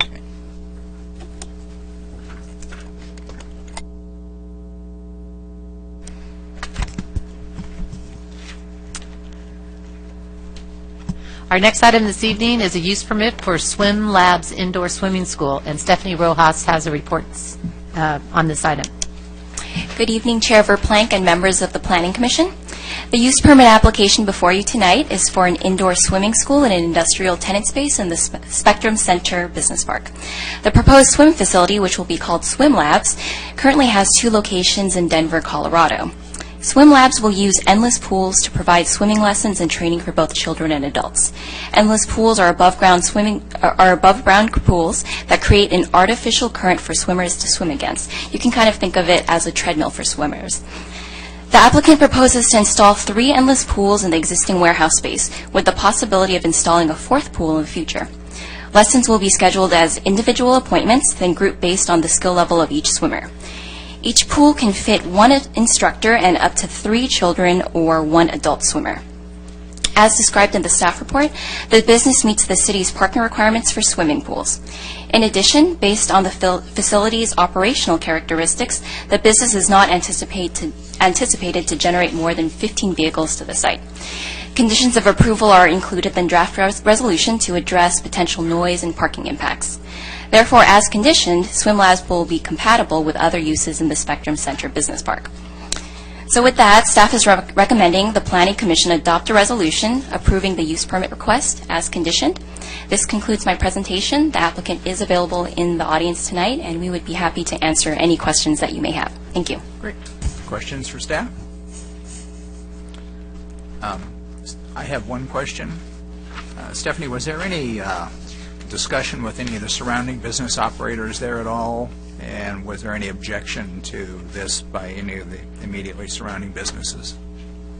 We received no comments from any businesses or any property owners in the adjacent vicinity. Great. Thank you. All right. We've got a request to speak. Is that Brett Rose? Is that correct?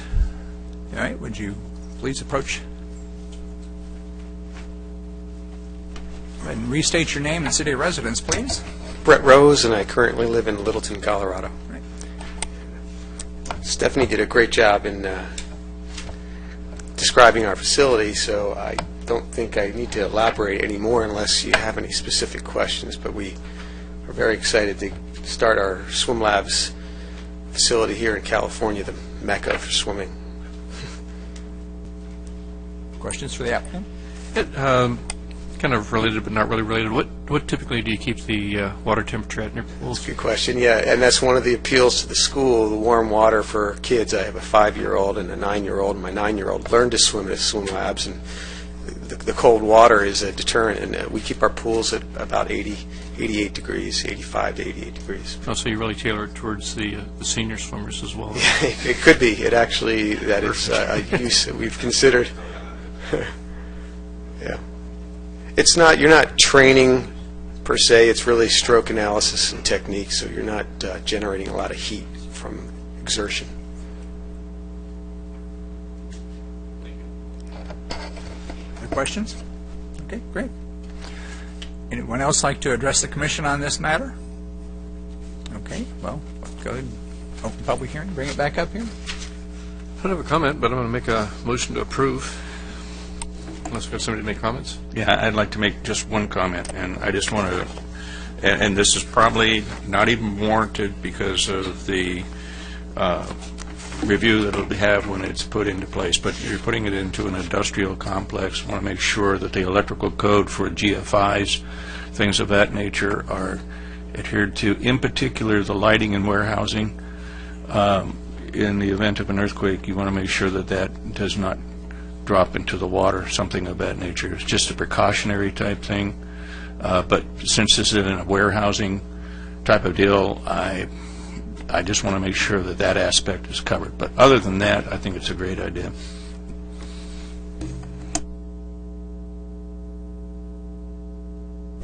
Okay. I'm going to make a motion. Motion that we approve use permit 11-12-2982 and close the public hearing. Second. All right, moved and second. Any further discussion? All in favor? Aye. Opposed? Motion passes. Okay, with that, we're going to take a little 5-minute recess.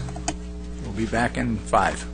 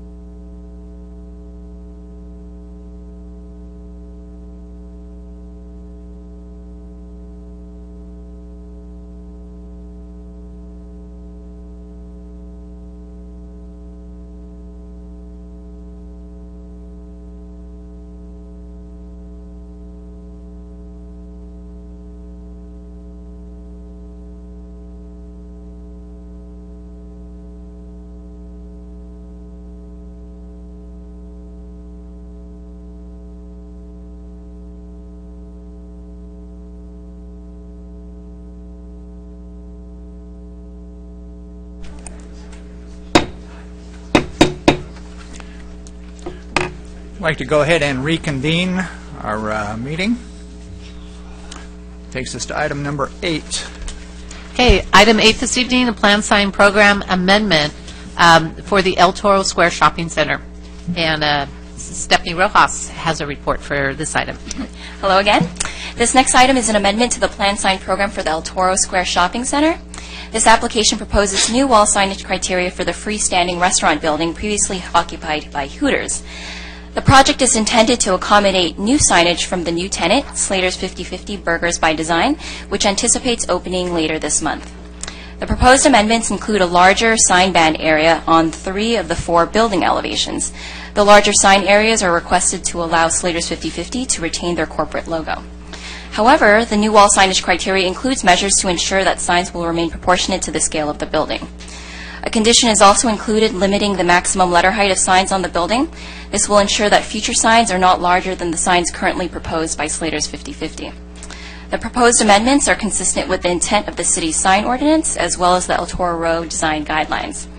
In addition, the new wall signage is consistent with existing signs in the shopping center, and it will complement the design of the overall building. Therefore, staff is recommending the Planning Commission adopt the corresponding resolution approving the new plan sign program as conditioned. Approval of this application will revoke the existing sign program and replace it with the new plan sign program. This concludes my presentation. I would be happy to answer any questions you may have. The applicant is actually fighting a case of laryngitis, but if you have questions for him, he's available. Thank you. Okay, thank you. Questions for staff? I'll let you off easy now. Okay. All right, let's go ahead and open the public hearing. Is there anyone that wanted to speak to us on this?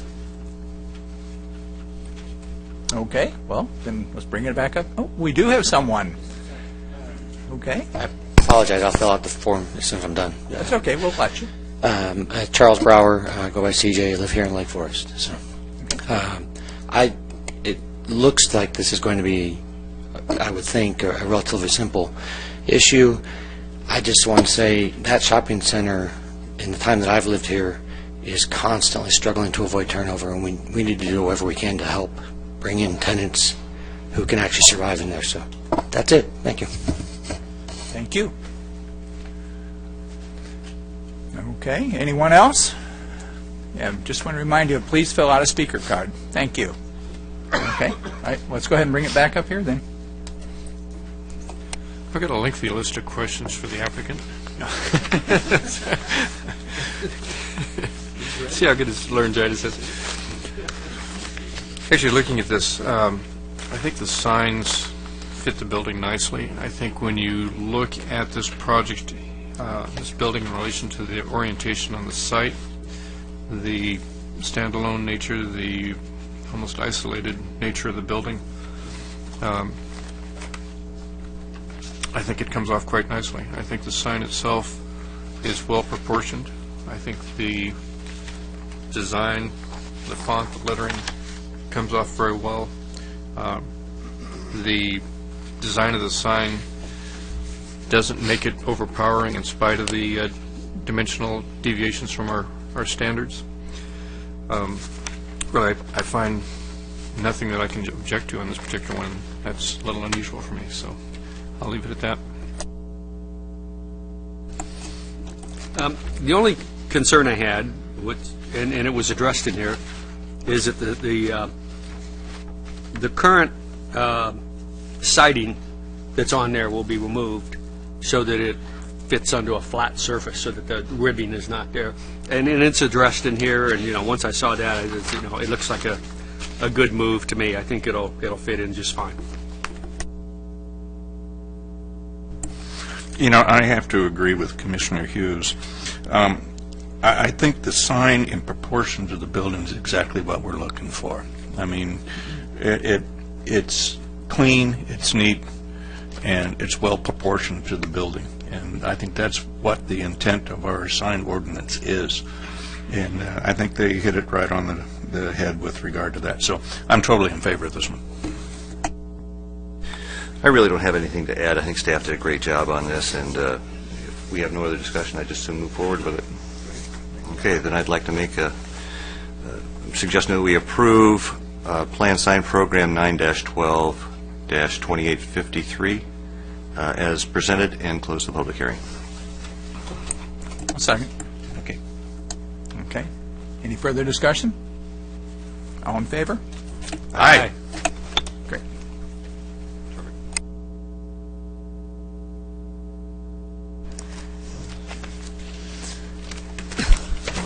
Item number 9.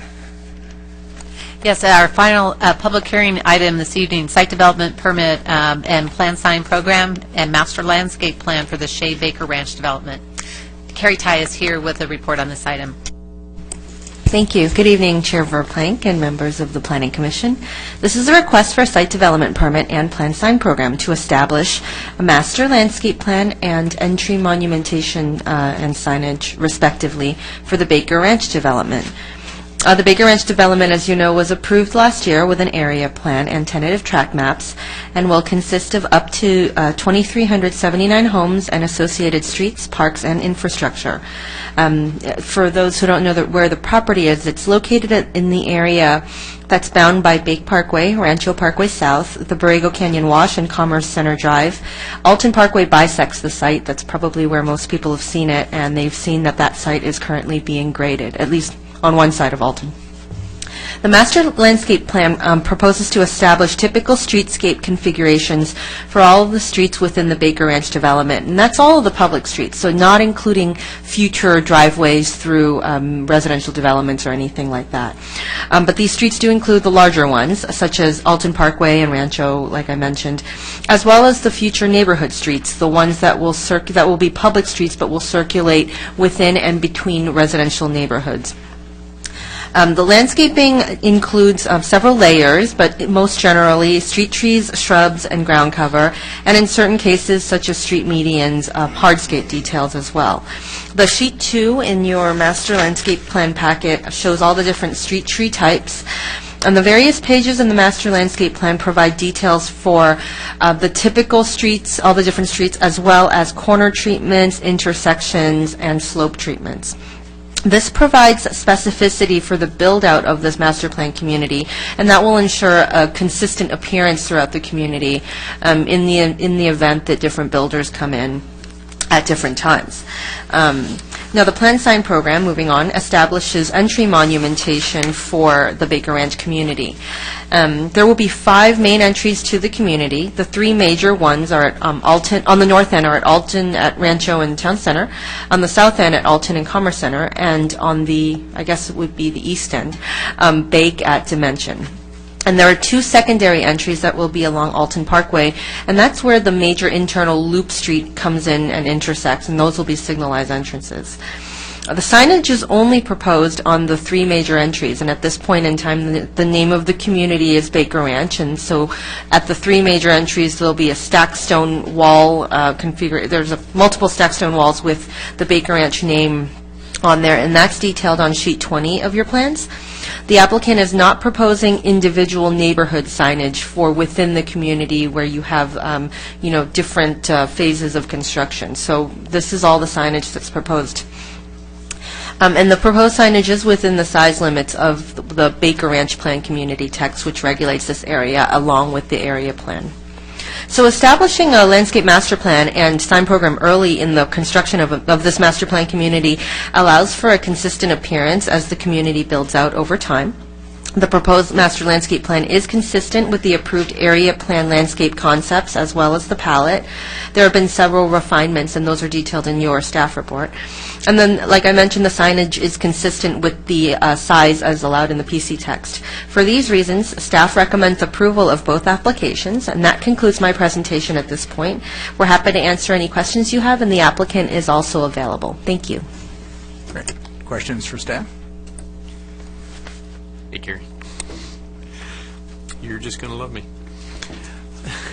On the, you handed out a supplement for us here this evening to item number 9. On page number 6, 3rd paragraph, it states that the monument signs are going to be stacked stone walls of 4 and 6 foot at the corners, which is great because the first page on attachment 3 shows the stacked stone walls that appear to be about 4 and about 6 feet if you look at it in relation to the figures that are standing next to them.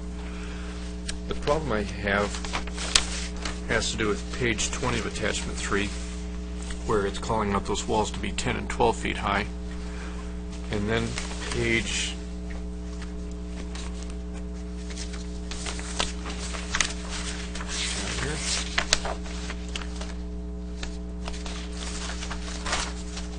page 9 of 11,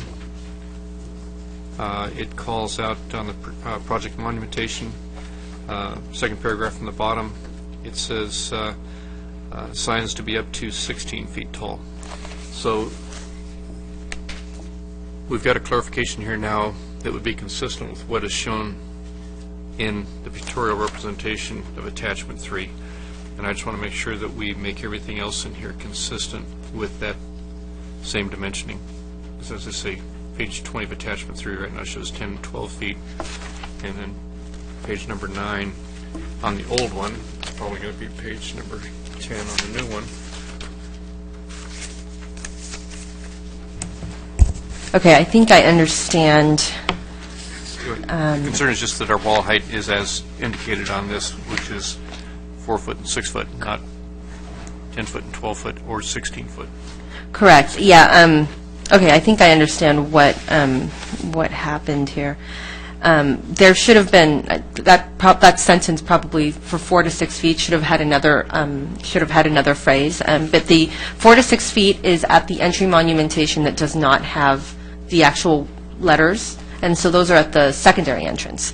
So that's elevation. If you, on sheet 20, I believe it's elevation D, it says 4 to 6 feet. But then on the one with signage, you're absolutely correct that does call out 2 other different heights of signage that are tucked into the slope, and that's at 10 and 12. So if we could correct that in the staff report. And then also the reference to the 16 feet is actually taken from the Baker Ranch Plan Community text, and it allows for signs up to 16 feet tall. However, the typical way we measure signage is actually we wrap the boundary right around the letters. And in this case, the letters are proposed to be, I think, 30 feet tall. It's the tallest letter height. And then you would go across and measure the exact letters. Because if without letters, you actually have no signage, you just have walls. So actually, the 16-foot is in reference to how big a sign could be, not how tall a wall could be. Does that help? Is she speaking English? I guess not. I'm sorry. But yes, I think, yes, if the height of the walls for the entry monumentation should range from 4 feet to 12 feet. Okay, thank you.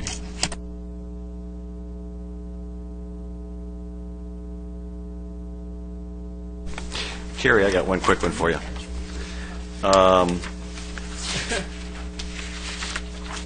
It says at the bottom it's page 409. It's like the third from the last page and all the illustrations in the back, where you're talking about the different types of walls that are going to be around the properties.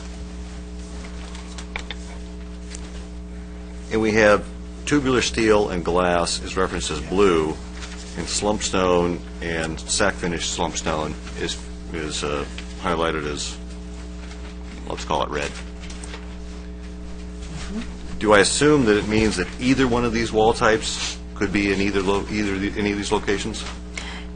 Yes, so anything highlighted in blue could be either tubular steel or low wall with glass, and any area highlighted in red either is a slump block with slump stone cap or a slump block with sack finish.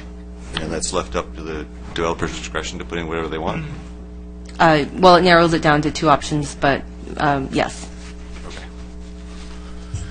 All right, thanks, I guess. I'm just accustomed to a little more specificity when we get to this stage, instead of saying it could be this or it could be that.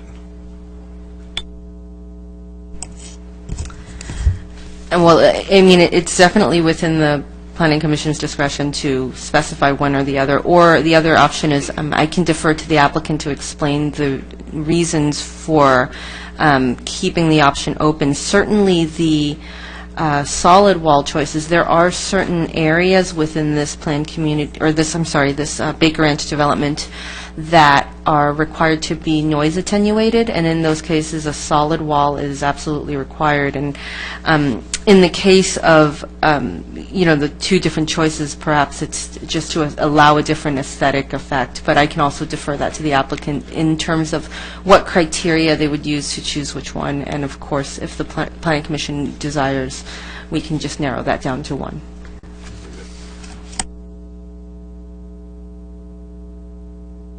Okay, no other questions for staff?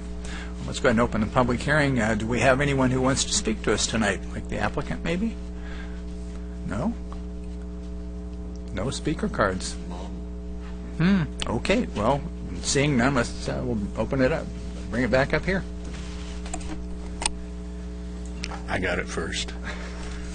I think in response to Commissioner Anderson's question with regard to the choice, and having been through the areas in Fountain Valley that have a lot of walls in them, and other areas that I have gone through where there's a large number of walls, of which there will be in this particular project, I think the idea of breaking up the type of material on those walls is probably a good idea. It sort of helps define the neighborhood, gives some option.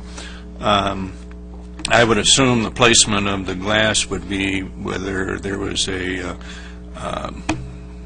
wind directional type thing or something of that nature that provides, some wind protection.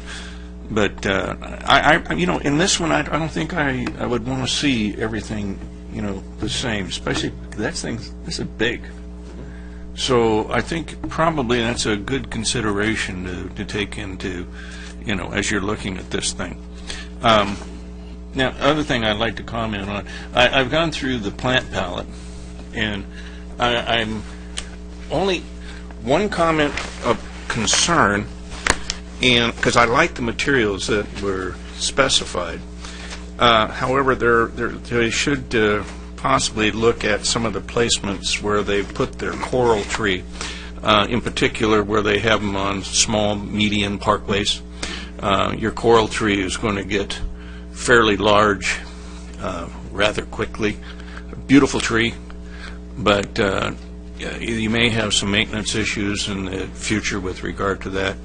And I think in their turnabout, the selection of the Morton Bay fig is it's interesting. That is going to be a huge tree at some point in time, and it will be an identifying monument to this particular neighborhood.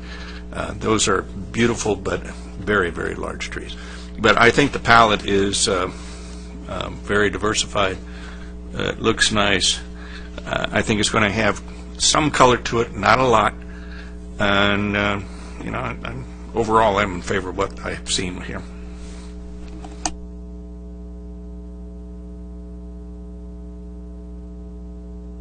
We'll go down the line. I would agree with. I really couldn't find anything in particular in this presentation that I was opposed to in any way. I very much like the plants that were chosen. I like the choice of hardscape that I saw, and so for that, I will just pass the microphone.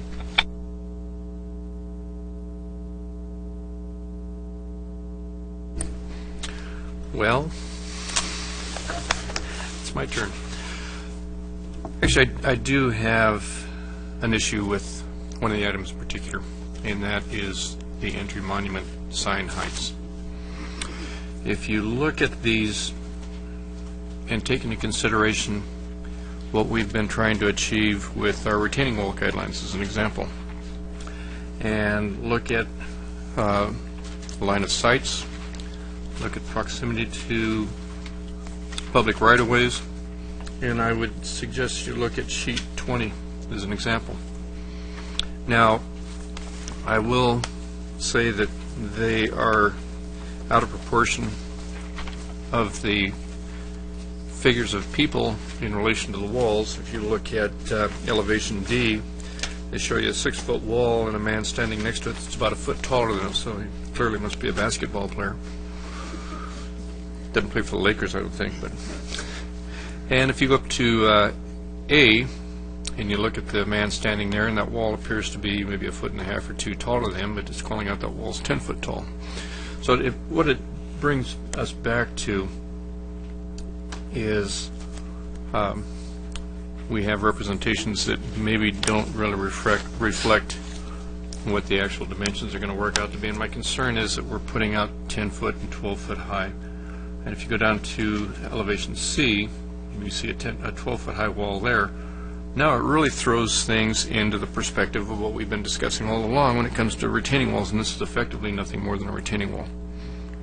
I mean, a fancy retaining wall with some function other than just being a retaining wall, but nonetheless it is a retaining wall from the perspective of its mass in relation to the people.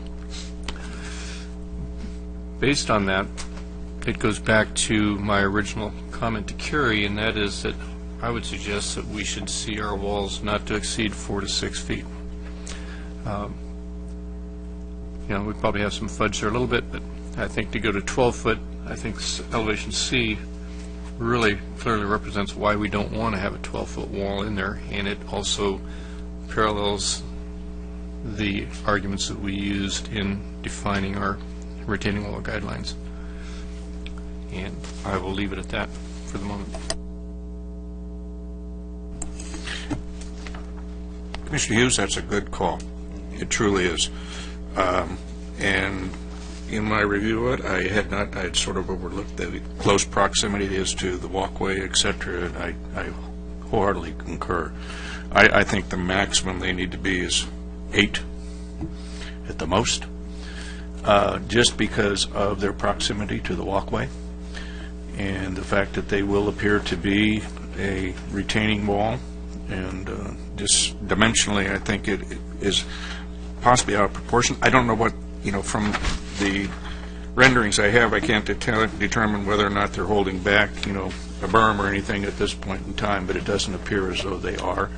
So I personally would like to see those brought down to an 8-foot level. Yeah, I could possibly go to 10, but, no more. Absolutely no more than 10. Carrie, perhaps you recall what the grade difference is there on Bake Parkway? I'm sorry. With all the grading that they're doing along Bake Parkway, they're changing the grade between the top of the pads and the roadway. We don't have that stuff with us. And roughly, yeah, I don't know that I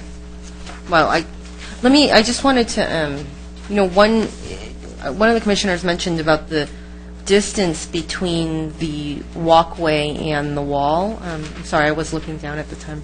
As an example, if you want to turn to sheet 13, one of the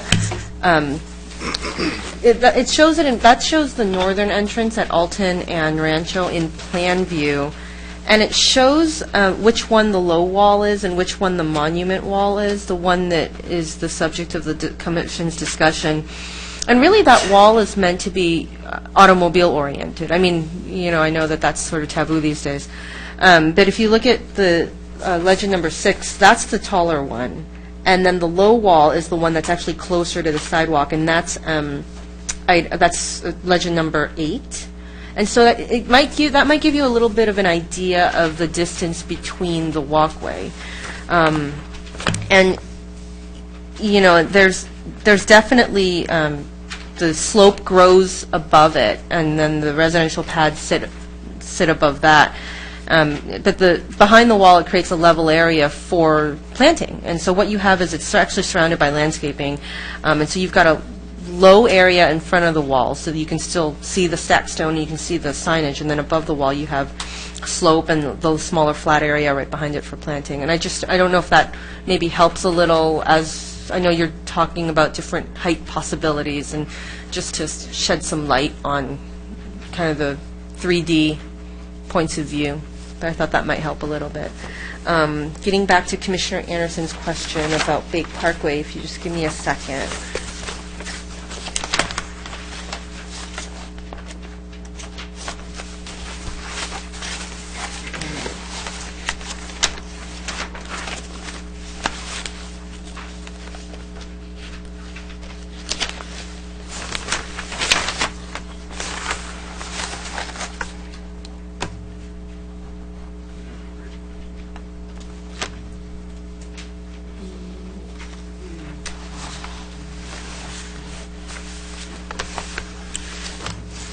So the, on sheet 20, elevation C shows the sign at the proposed sign at Bacon Dimension.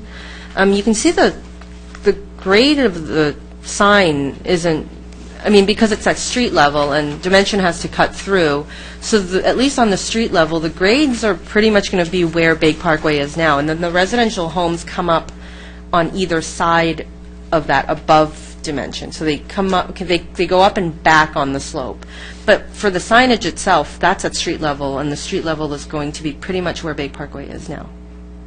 Just because you have to be able to drive straight through Bake Parkway on Dimension right now. They'll match the grades. Right. That, where'd my cover go? Yeah, that's not really the point I was trying to make. The point I was trying to make was, as Commissioner Hughes was pointing out, that this wall is going to be 12 feet high on Bake Parkway, or this wall that says Baker Ranch on it. Right. Is not the top of that wall going to be the height of grade where housing is being built? It goes back a little more. It goes. It continues up and back a little more. I think the grade there is in the family of 18 to 20, but that's from my memory. Okay. But Carrie, also, because we don't have a grading plan here, it's a little difficult to tell. But if I'm just looking strictly at that section, or that elevation, it could be interpreted to say that wall is going to be 12 foot high, and it appears to be sitting above the existing roadway by a couple of feet. So that conceivably could be 14 feet high. We don't have elevation or grades here to be able to verify that. Correct. Do you have anything that can tell me what the elevation is to the base of that wall? You know, eyeballing it, that's probably about between 2.5 and 3 feet is the berm. So it'll slope slightly up from the sidewalk, and then there'll be planting there, and that'll start the base of the wall. Carrie, do you have any idea of the 3-foot elevation rise you have there? What's that berm as far as depth? It looks like it's probably 5 feet, something of You know, that I was nature. going to try to find something. Because that illustrates the point we're trying to get to. You've got a pedestrian access to a view vantage point, and it's totally out of scale when you're talking about the individual. And that wall, and I agree with Commissioner Hughes, that wall will end up, the top of that wall is going to be at 15 feet. You're looking at half the height of what the Osterman wall turned out to be. And I just think it's a little overbearing for that close proximity to both the street and to the resident. And if it doesn't appear as though, and unfortunately, like Commissioner Hughes has said, we don't have elevation renderings with this to determine, what that slope is coming down to. And I don't know where the houses are in relation, but it just seems as though it's a wall that's freestanding, nothing behind it other than the palm trees. So I think it's possible. Sure. For the distance, for the depth of the berm, if you turn to sheet 17, that will show you that particular corner in plan view. And the wall that's labeled as legend number 7 is the low one, and so the one we're talking about is the one labeled as legend number 3, and that's no.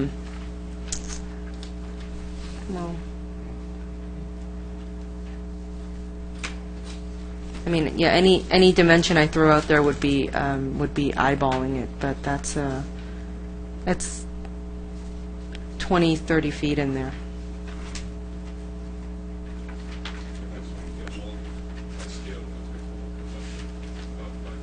Oh, if you're talking about the end of it. Oh, I'm sorry. I was thinking about the depth of the berm. But yeah, the end of the wall is probably about 5 or 6 feet from the Bake Parkway sidewalk.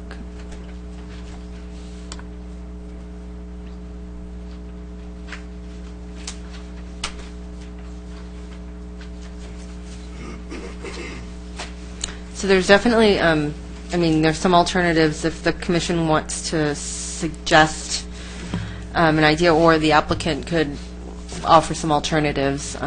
We're open. Okay.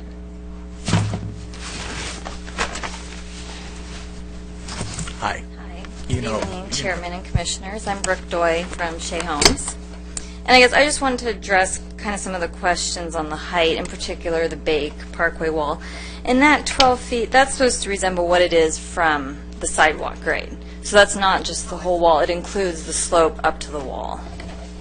So I don't know if that helps at all, because then you have another 5 feet from the top of that wall until you get to the pad grade above where the homes will be sitting.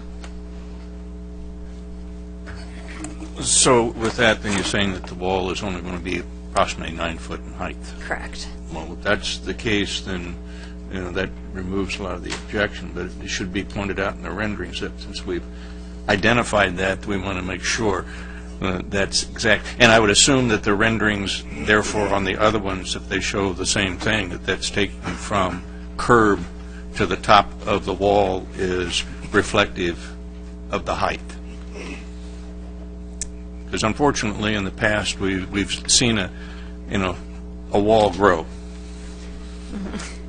Well, I do my apologies to those in the audience that we don't have anything to keep you interested in, to show you what we're talking about. But this is definitely an area of concern we have. Yeah, the wall at Community Arrival West, that one is at grade, and so that is a 10-foot wall. What's shown on here, that is 10 feet. Okay, and that's the problem we've always had, is that, we get a variation in determination of 10 foot being from curb or 10 feet being from base. Okay, so we need to have all renderings reflect that if you're showing the height of the wall, it comes from the base of the wall.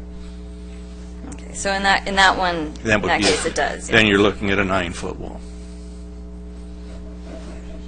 Correct? 10-foot wall. Well, okay. Yeah. All right. Yeah, because that one is at grade. All right. That answer your question?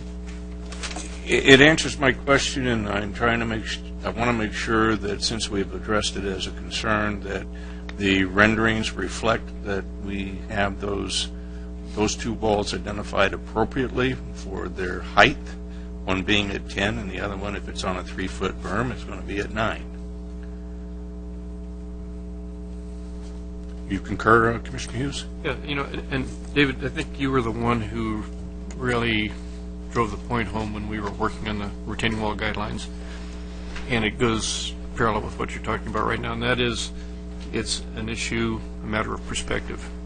What is your line of sight? What are you seeing as a human being standing out in front of that wall? And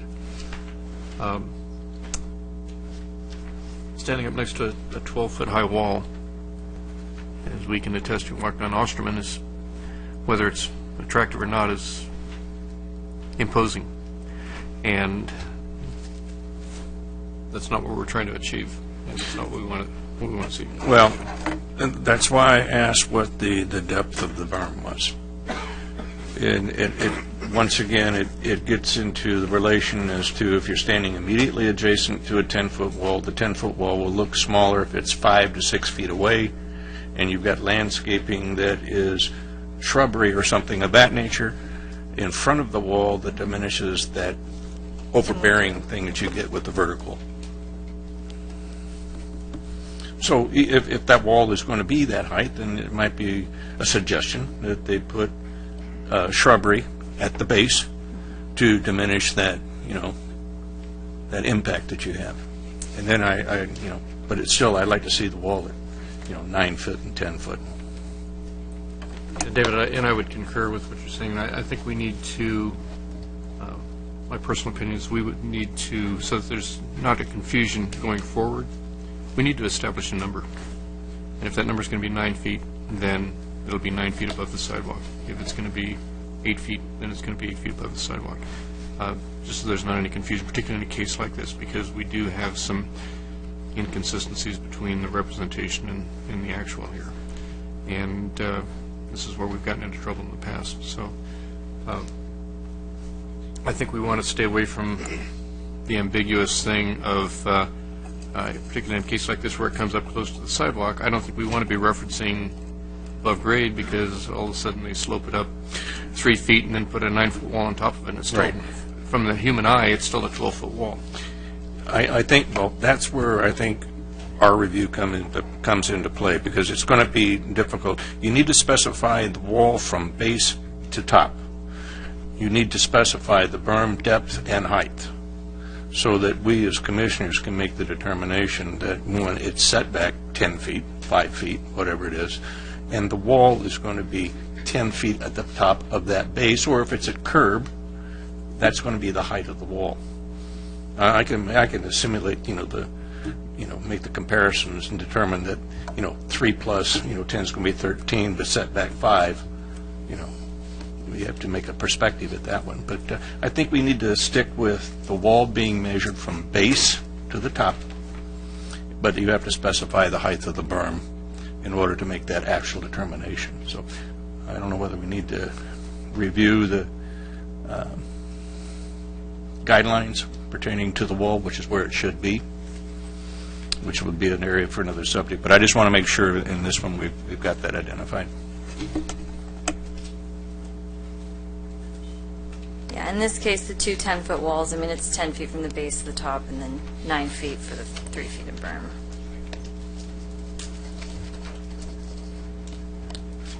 Did we establish then that we're going to use grade as the sidewalk from the base?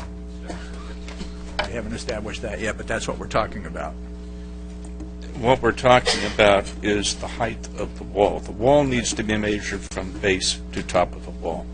If there's a berm in front, that must be measured from grade to the top of the berm. I just want to make sure that we're using the same set of standards. Correct? Yeah, and let's bring it into perspective here. What we're talking about is the net result more than the individual components. Okay, so we need to make sure that when we're talking about this, we're looking at the net dimensions of both of those elements, both the berm and the wall. You can put a 6-foot wall on a 6-foot berm and you have a 12-foot wall. And in relationship to the proximity of the street, the pedestrian traffic, which is one of our driving forces, or even a car that's in close proximity, it's going to be a 12-foot wall. And so that's what we're trying to avoid. That was what started our retaining wall guideline discussion how many years ago. So, David's spot on with where he's going. It's just we need to make sure that what we're talking about is the cumulative effect of all of the elements.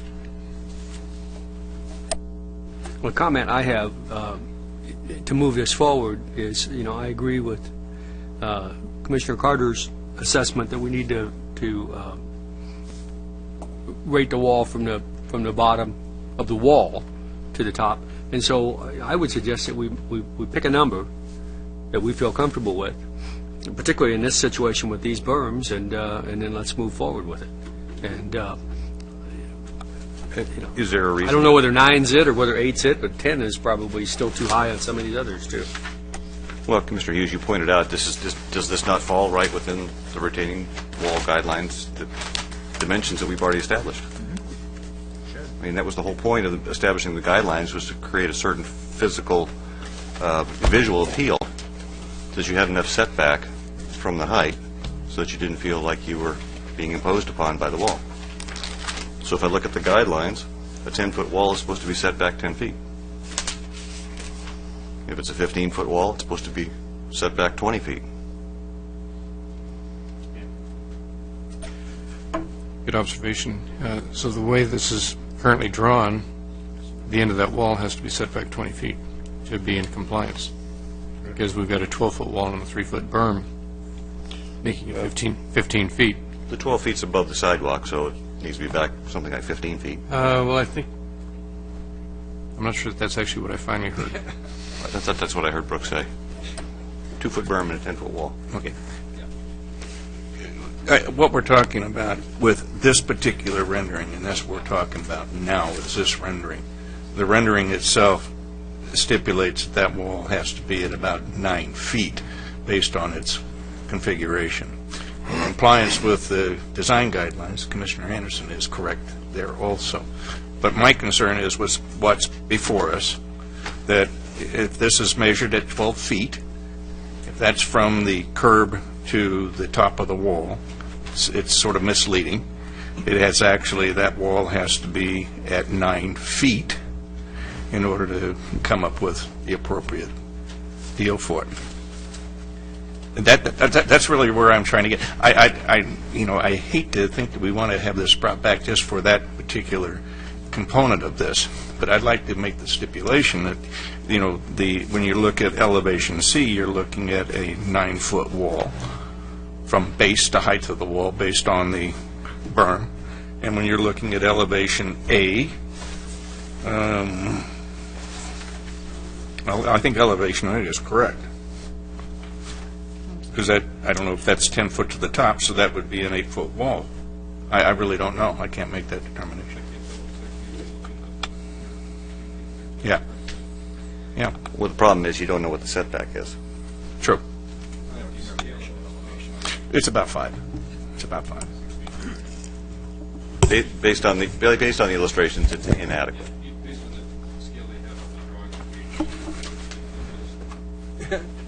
Commissioners? Hi. Based on I know you're trying to determine what would be the appropriate setback. I'm going to throw another wrench in that whole thing. In the case of looking at the taller portion of this wall here, it doesn't act like say a perimeter wall for a residential development where you've got, you're looking at the face of it through the length of a sidewalk. Here, the face of the wall is set back from the sidewalk a substantial amount. I mean, there's probably over 20 feet in there, but the end of the wall is what is back 5 or 6 feet.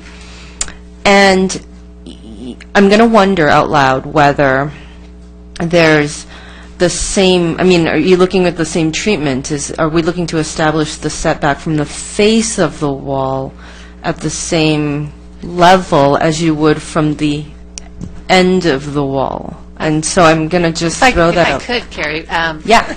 Something that could help us here, I think, one of the important aspects of the retaining wall guidelines, and these are signs, these aren't necessarily retaining walls here, but it's all about context, and I think we have a unique opportunity here that some of these slopes where these things are going to be located have actually been created. If we go out to Alton Parkway, and you can see some of the slopes.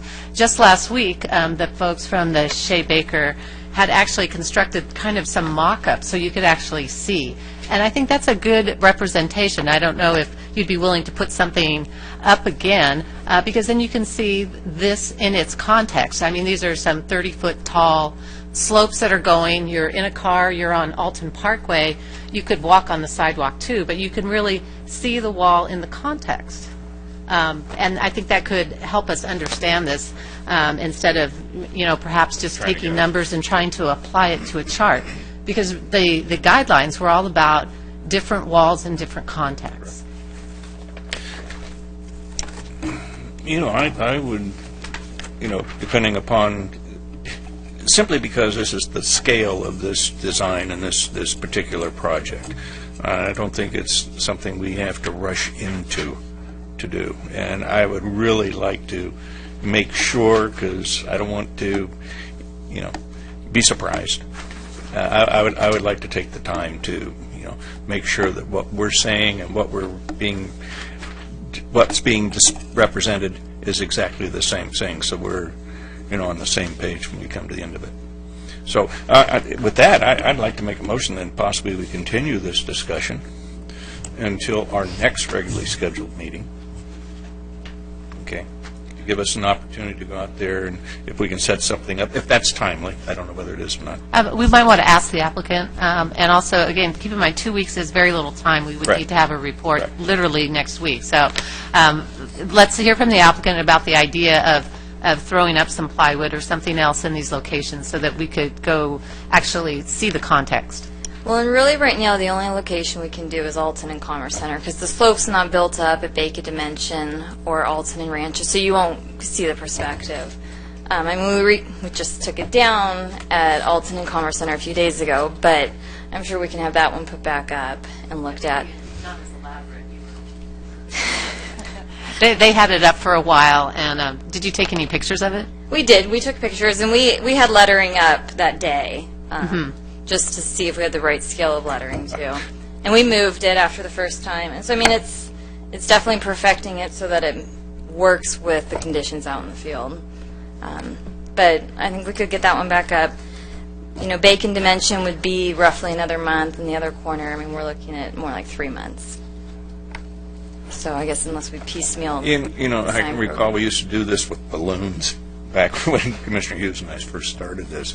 So, you know, anything that I think would be, you know, that would help us understand what it is would be acceptable to us. I mean, you know, we're able to pretty much determine what a slope will be at a certain point where you put positioning. If you have an idea, like for bake, you know, where the relative position of that sign would be and its orientation, that might be adequate for us.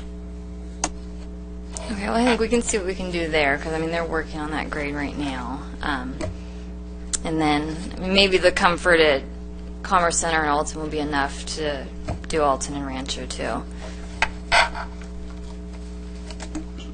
So, yeah, so what would be a good time frame for that? 4 weeks? No, I mean, we got the last one up in a few days.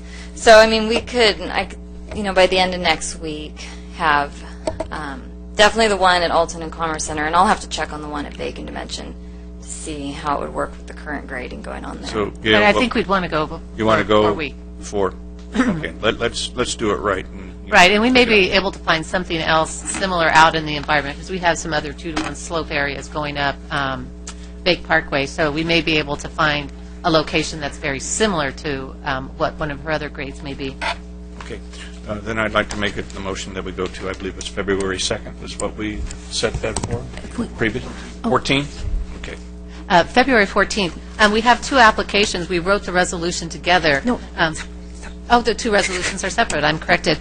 So if you wanted to take action on the master landscape plan, this evening we could do that, and then just continue the that would be acceptable to me. Then I would like to make a motion that for the, is this signage or walls, or what do we? Site development permit.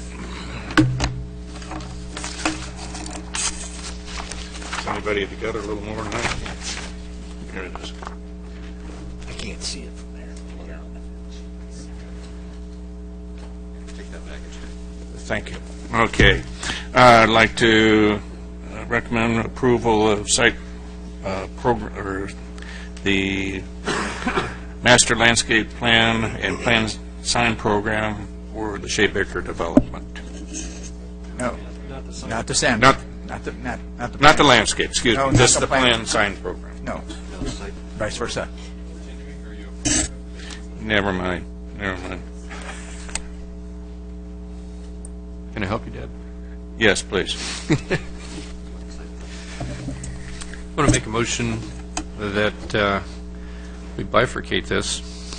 We'll make a motion to approve the landscape plan and close the public hearing. Now, we can't actually close the public hearing, so we're just going to make a motion to approve the master landscape plan and continue the plan sign program review. Or rephrase that. Approve the master landscape plan tonight with this motion, and continue the plan sign program until the meeting of February 14th. Can those be done as one motion? I will second. Okay. Any further discussion? All in favor? Aye. Good. And Brooke, could we get you to fill out a speaker's card for us, please? Thank you.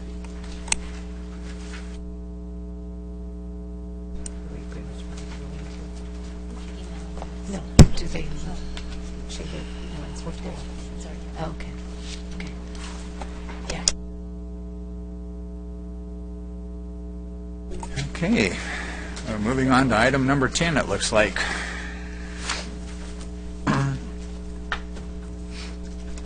Thank you. Item 10 is a follow-up workshop to discuss the Portola Center project retaining walls.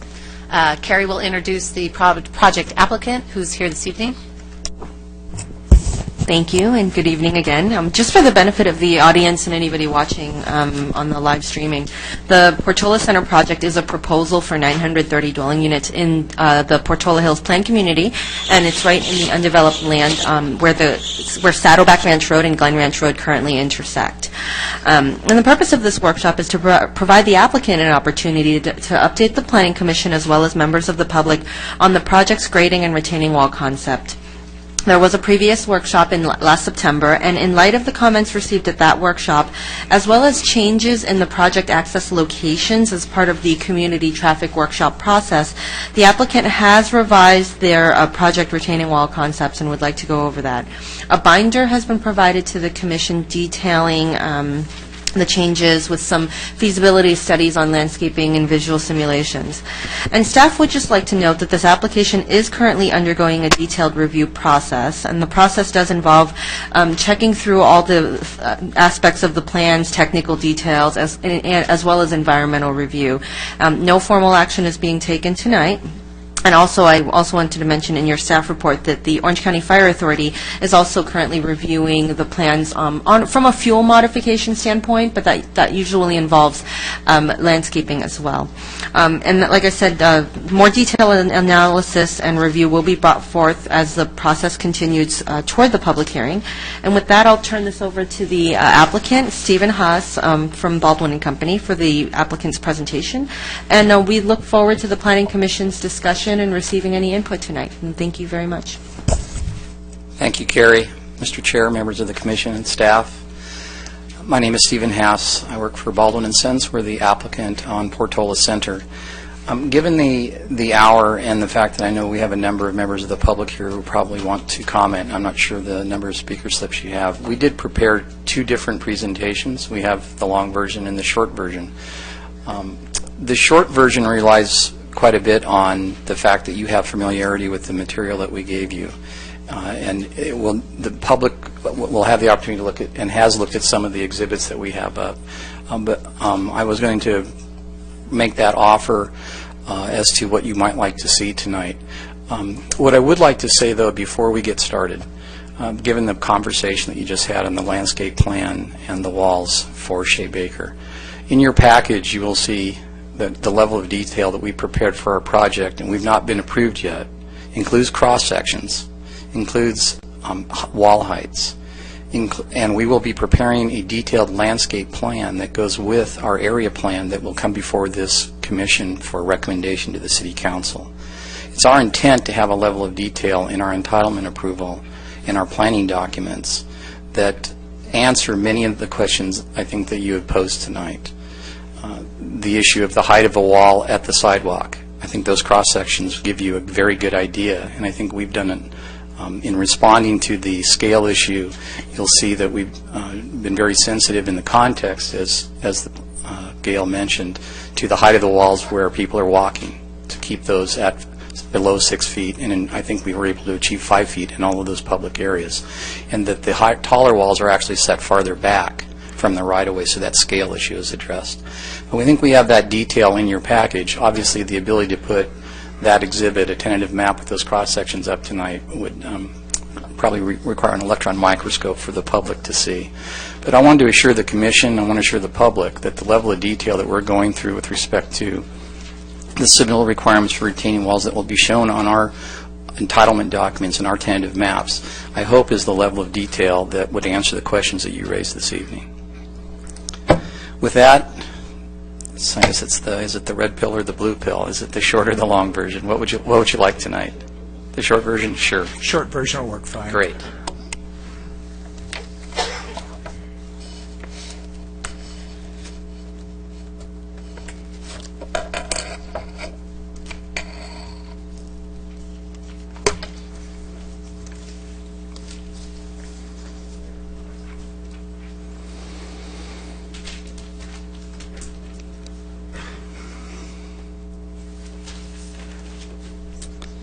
Why don't I can start actually before we get opened up here. I do want to mention tonight we do have our project team here. Unlike the last meeting where we had quite a detailed discussion of the actual construction of the walls and we had our our contractor here.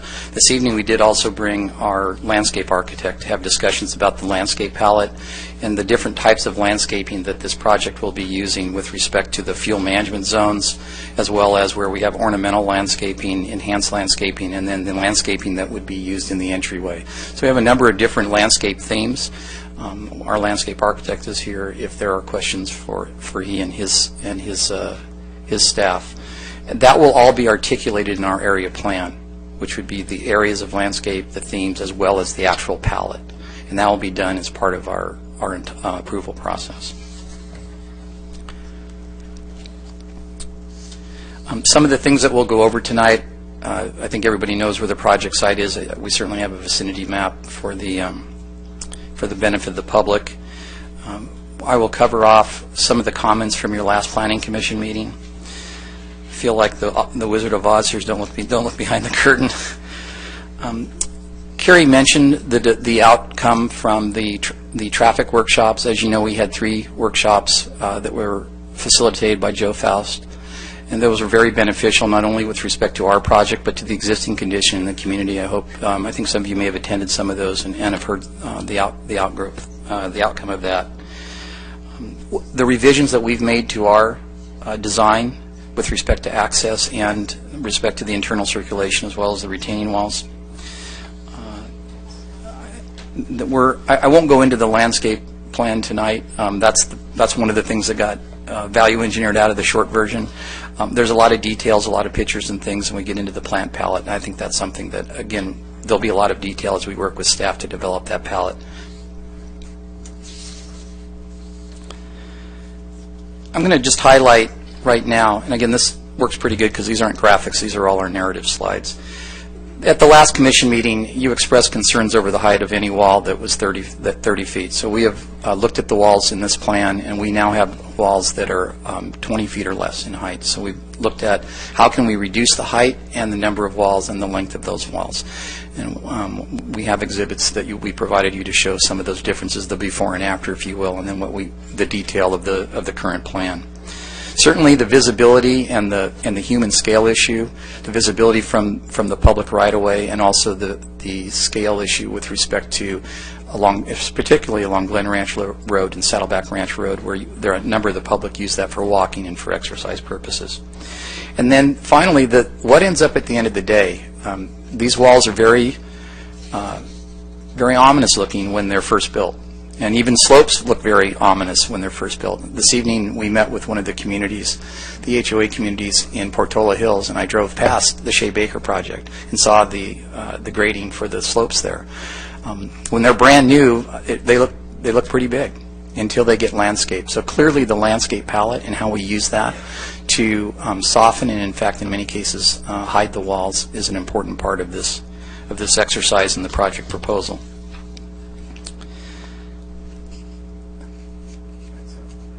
Next slide, please. So just to touch on the comments that Carrie made when we started and the recommendations from the traffic workshops. Currently, the site is being designed with just a single entry to the northeast parcel off of Saddleback Ranch Road. Emergency access, where the original proposal had contemplated, and this goes back many years, actually, 4 years ago, had contemplated the possibility of a connection to La Quinta and up to Malabar. That has now been removed, and the emergency access will also be taken from Glen Ranch Road, and I'll show you a site plan for that. We no longer have the access to the northeast site off of Saddleback. We do have the aligned driveway on Glen Ranch for both the northeast parcel and the southern parcel. And, of course, the major intersection for access to the south will be at Glen Ranch and Saddleback. In looking at Saddleback Ranch Road, one of the key recommendations from the community as part of the traffic workshops were to change the character of Saddleback Ranch Road. That character change starts at Glen Ranch as you move north up the hill with a landscape median along our property. So where the project is within our property boundary, that'll be a landscape median, and that'll begin the change of character to that road in hopes of slowing that traffic down. And finally, this design does facilitate one of the concerns and issues of the community back during the OSA study, and that was the free right turn as you're southbound on Saddleback to the westbound on Glen Ranch. So that is maintained in this design.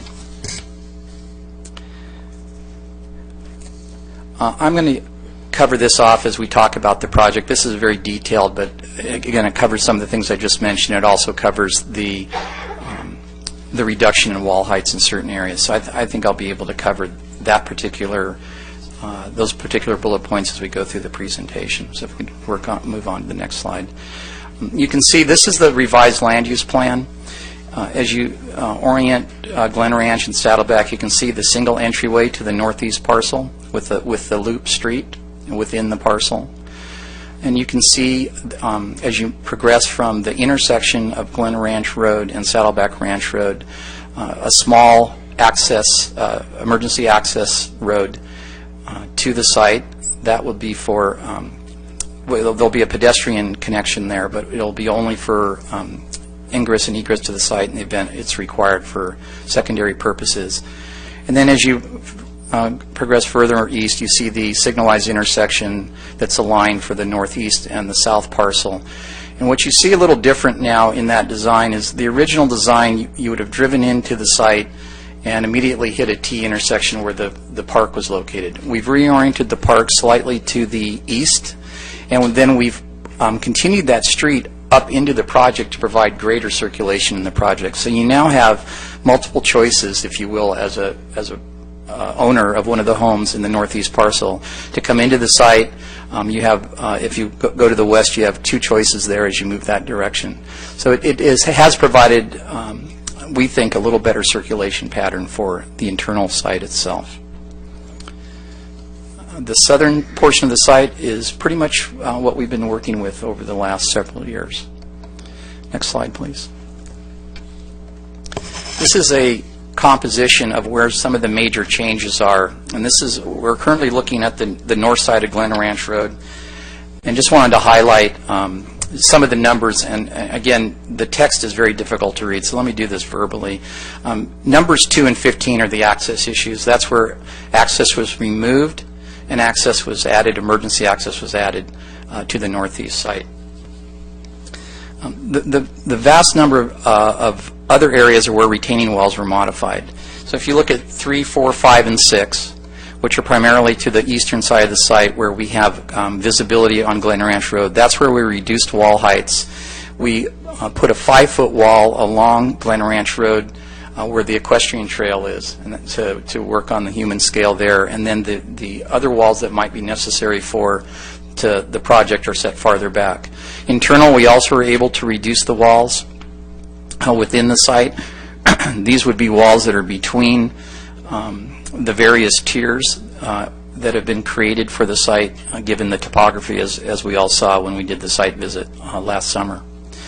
Then another area where we paid some attention would be area 12 and 14, which are at the top of the site.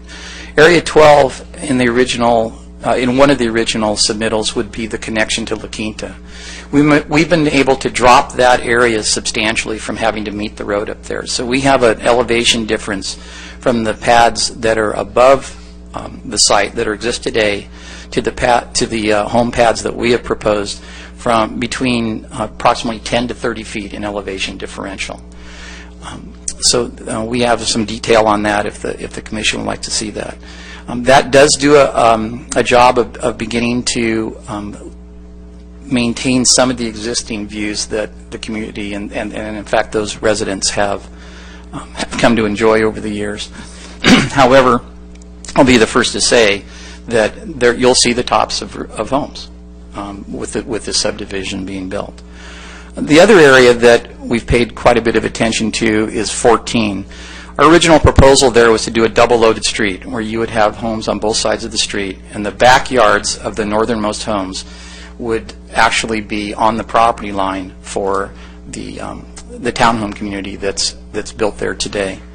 We have revised that plan and now have a single-loaded street with about a 15 to 20 foot wide landscape area, and there's a number of cross sections that we've developed for that.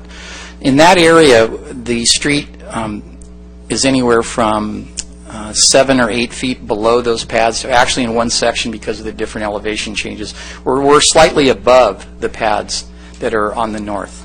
We've met with the community. In fact, we met with them tonight to show the changes that we put in there. Been discussing the wall that we would build along that property line, as well as the landscaping. And I think we've had a very good conversation with that community and their representatives here tonight about what we think we can accomplish along that edge to develop a good neighbor fence and a landscaping plan that works for that community as well. Why don't we look at the south side then? Fewer changes there, but we have some changes nonetheless. There were a couple of areas along the Southern California Edison property line where we pulled back some of the homes with respect to the fuel management zone from a safety standpoint. We felt that was necessary to not have a private property owner trying to maintain that safety zone. We think it's better that that is maintained primarily within the HOA's responsibility. The other main addition to this, which doesn't really show on the map at this scale, is the creation of a trail that runs from, that essentially loops the site from where you see 4 on each side. That would be a public trail, actually, that would loop around the site, would include some enhanced areas, something similar to a park course, if you're familiar, where you might have stations that you could work out. It could also include areas where you have sitting areas for where we have good vistas, if you will. There's some great views from that area. And that would allow the public to circulate around that site and also to connect down into some of the informal trails that exist currently in the Southern California Edison area. I'm not aware of any public easements there for trails. That's not part of our project, obviously, and we do have a public access trail easement with on our property on the northwest parcel. But it does connect some of the existing trails that are out there, and this would facilitate that. So those are some of the things we did work on. There were some changes, not necessarily to the land use plan, but to how we do the connectivity for trails and how we're managing that fuel management zone.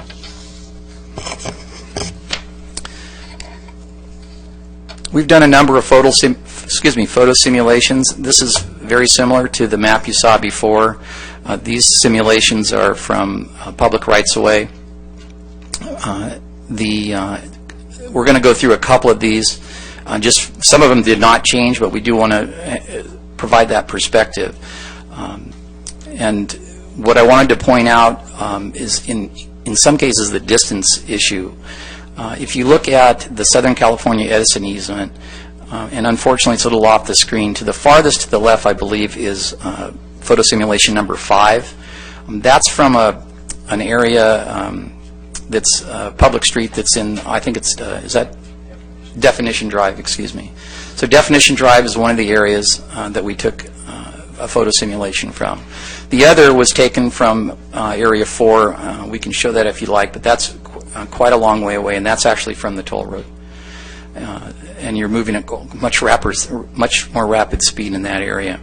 The areas of greater sensitivity clearly are from the Whiting Ranch parking lot at number 6, as you're driving east on Glen Ranch Road at number 12.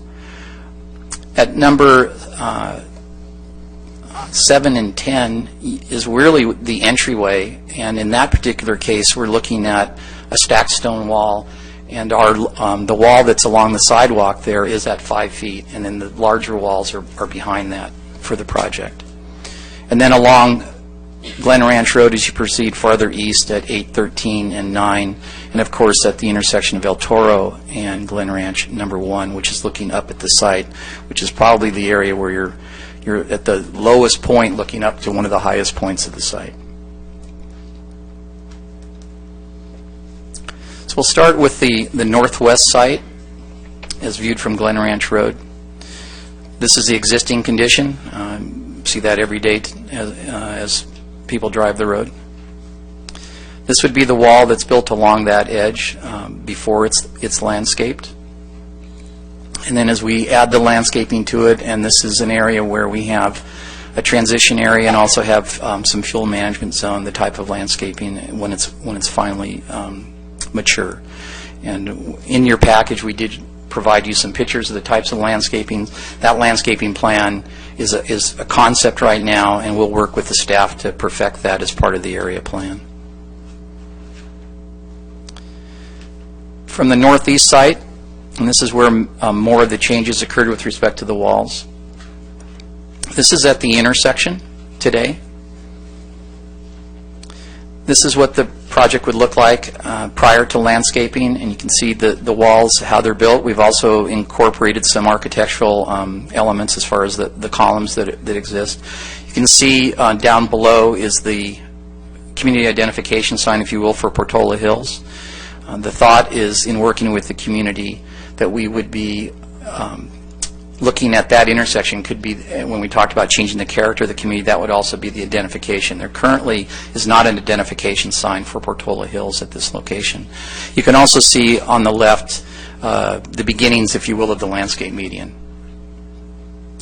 And this is what it would look like when it is built out.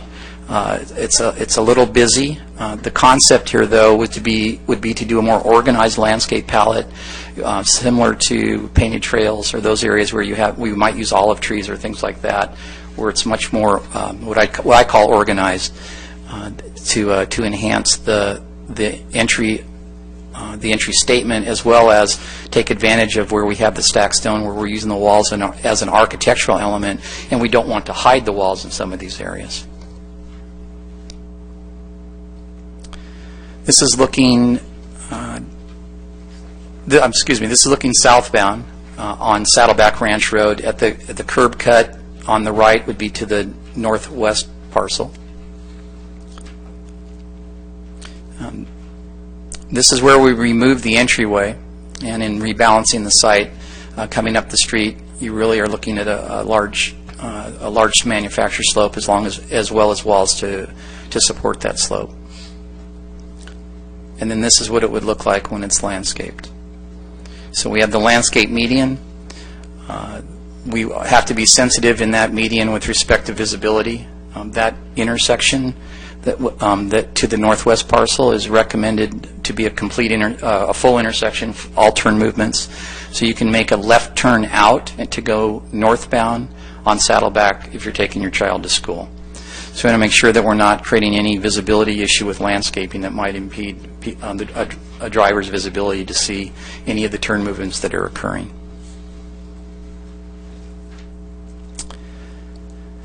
This is view 8. We're now looking across Glen Ranch Road, and I don't know where we got the car in there. This is the entry to the northeast side. Yeah. Okay. So we're looking across Glen Ranch to the northeast side. This is where, in the original plan, you'd be looking up the street to a T intersection in the park, and then there was a very large retaining wall right there. We've now continued that street up into the subdivision. The park would be off to the right side of this. And then landscape coming in. What this doesn't show is the location of gates. We've mentioned that we are proposing to gate this community.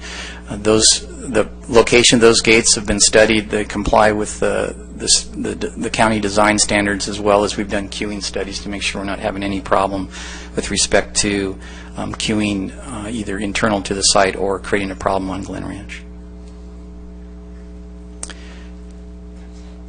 View 13, I'm looking, I have to always refresh my memory on these as well. Again, looking a little bit northeast on Glen Ranch across this, from the south side of the street to the north side. Further down from the entrance.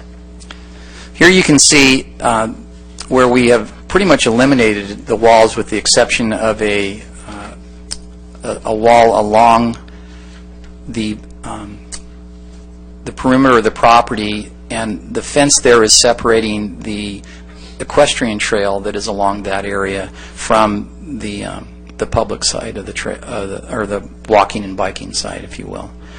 And that wall would be 5 feet along that area. And then farther, as you move farther east, you can start to see the use of other walls. And then once that's landscaped, a much different feel to it with respect to the scale of that for folks that are going to walk or ride along that, or from a standpoint of any riders out there, horse riders out there. This is from El Toro looking west on Glen Ranch, and you can see how rapidly the site climbs elevation-wise to the right. This is where we have a number of walls as we wrap around the site, both as we move towards the west and to the north. This would be the landscaping, and you can see at the base the split rail fence that we would be installing. In this particular case, this was an area where in earlier plans we were looking at 30-foot walls, and now those walls have been reduced to either 20 or 15 or 16 feet along that, and that's shown on your tentative map and on your cross sections. And then on the south, and we wanted to show you the existing views. As I mentioned, these are from very, very far away. This is from definition. This is the existing site as we're looking towards the north. You can see the use of walls in this area. As I mentioned at our last workshop, this is our largest and probably most greatest concern from a standpoint of fuel load and the fuel management zone. Because we're up very close to the existing Portola Hills community, the threat, if you will, is really on the edges of the property on the far northeast and far northwest of the site. This is the area in the Southern California Edison easement area where we have the greatest fuel load and the greatest concerns regarding the potential for fire and how to protect the site along that edge. In this area, you're seeing what we're trying to show, and again, because this is so far away, it's very difficult. But what we're trying to show is you're going to see a different vegetation palette here in working with OCFA to put a palette on that wall that is really for fire protection purposes. And in this case, we'll probably be using growing vines, succulents, and this will be an irrigated wall, so that we're always going to maintain a type of landscape there that is resistant to any combustion. And we've had now several meetings with OC Fire to talk about the walls and to talk about the palette and things like that, and they'll be very instrumental in making sure that this is done to make it as safe as possible. Okay. So I do appreciate indulging us here. I know there's a lot of detail that we provided in your package, and some of the boards that we put up help the public with that, but it probably isn't, in the time we have tonight, very easy to do that for the folks that are here. But with that, I think it's probably, if you have any quick questions or clarifications I can provide. I know you want to get to the public testimony. Any questions? No question, but I have a comment. I think this is, night and day. It's really a vast improvement. I love the views that you provided to us. I do have one question and one concern. It's probably appropriate time to bring it up. In view 11, which is along, I guess that's on Saddleback, where you have the pilasters going along the split retaining walls. Yes. We had that in one of our previous deals, and for whatever reason, I don't know if it's because of the difference in the MSE wall, but they weren't able to facilitate those pilasters with an MSE wall. Oh, okay. And that would be my only question with regard to that, is if, in fact, those can be integrated into an MSE. Well, that's a very good question, and it may be, and Robert Day may be able to help me with this, that the MSE wall is fully integrated, and those pilasters are on the front. That would be, they're not a structural element. Right. These are not MSE walls. Oh. These are regular. Traditional. We actually incorporated these walls about a year ago, really as a decorative feature. Okay. Yeah. That then, answered my question. And with regard to it, you might even be able to reduce the size of the pilasters. Makes the wall. I realize it's all going to be covered, but or the majority of it will be. Mm-hmm. But it just gives it a little lighter feel to it. Okay. Okay. I mean, I think what you've done is exactly what we're, from my vantage point, looking for. Okay. I think there's a lot of room to look at how architecturally Correct. these walls play. Correct. In looking at the other entrance to the community, which has the brick, if you will, there was some discussion about maybe mirroring that, and I'm not sure that it looks a little dated, to be honest, and it may not be that we want to copy that at this entryway. But certainly we think there's an opportunity to use the wall and the stacked stone as an architectural feature. It should I be. appreciate that as far as the scale is showing Right, those. right. Okay. And you made a comment with regard to organized landscape versus natural. Personal preference, and that's what we're going to run up against. I prefer the natural. I think what you've depicted out there, it goes along with what that area is and what our community is. It's a natural area. Okay. So I personally don't like organizational, tree type thing. And then there was only one other comment, and it's down on the the Edison property line. There are 30-foot walls down there. Yes, there I'm are. not concerned so much of those because of the distance and things of that nature. I just want to make a note that we do still have 30-foot walls, but they're not in public view whatsoever. That is correct. In that area, in reducing the fuel management zone from 170 feet down to 100 feet, that was the trade-off, and also, again, those are non-combustible structures. I appreciate the feedback on the the organized landscaping. Maybe we've gotten a little too infatuated with some of the subdivisions and your own picture on the front of your retaining wall guidelines that show the olive orchard. That's obviously open for discussion with staff. I want to compliment you. I thought the view things, one thing that caught me by surprise was I went through and went, okay, I got the same picture twice, and then looking at the dates, I realized what you were doing, giving us the before and the after. I appreciate that. That was what was requested, and as part of the detail and looking at your submittal requirements. It's very good. I'm glad that was beneficial to you. That was a fine presentation, Mr. Carter. You took away all the points I wanted to bring up, except for one. When you were giving us the view 5 from the Edison property, and what's the name of the street again? I don't remember the street. It's definition. It's looking. Yes, definition. Looking across the Edison property. Yes. From back up to Oakley. The fact that you have the 30-foot walls there, I completely understand because of your fuel load, and you have a lot of elevation that you have to deal with there. But it wasn't until you just mentioned what you're going to do here that brought to mind our workshop on MSE walls. I know you're going to irrigate that wall, but I'm really concerned that it's going to look like that for a very long period of time, if not forever, because it's a south-facing wall. So all summer long, that wall is going to get cooked. And I'm not quite sure how you're going to take it from that to the next image, to that.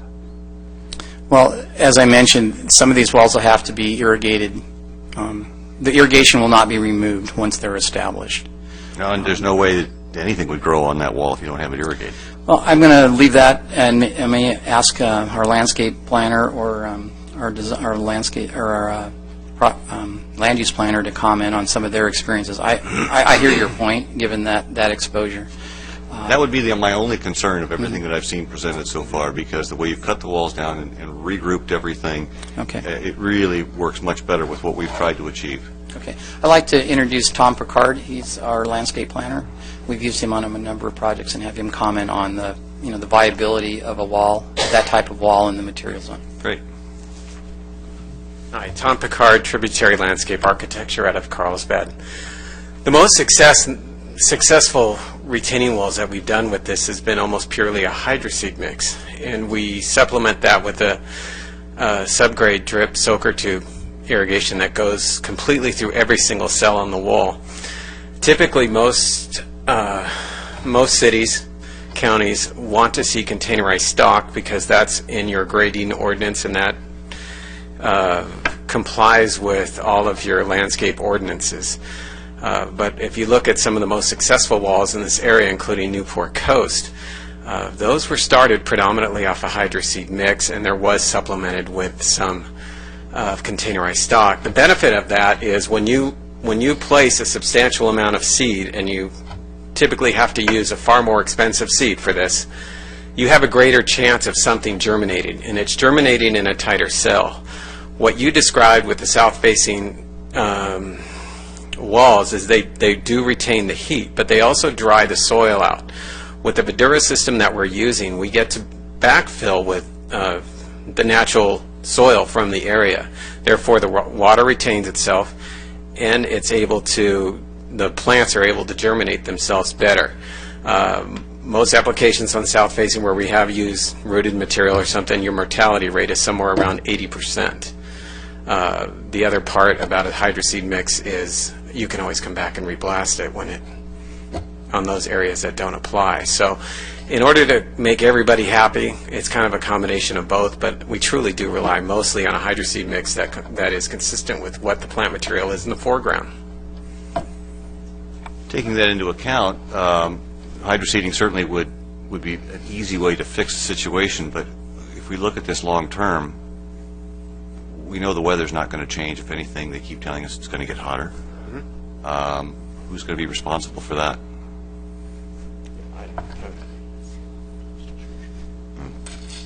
These walls, they serve two purposes. There's the landscape component and the fuel management zone component. So we'll actually have the fire department will be one of our oversights on this one versus just the city with respect to, say, an ornamental area.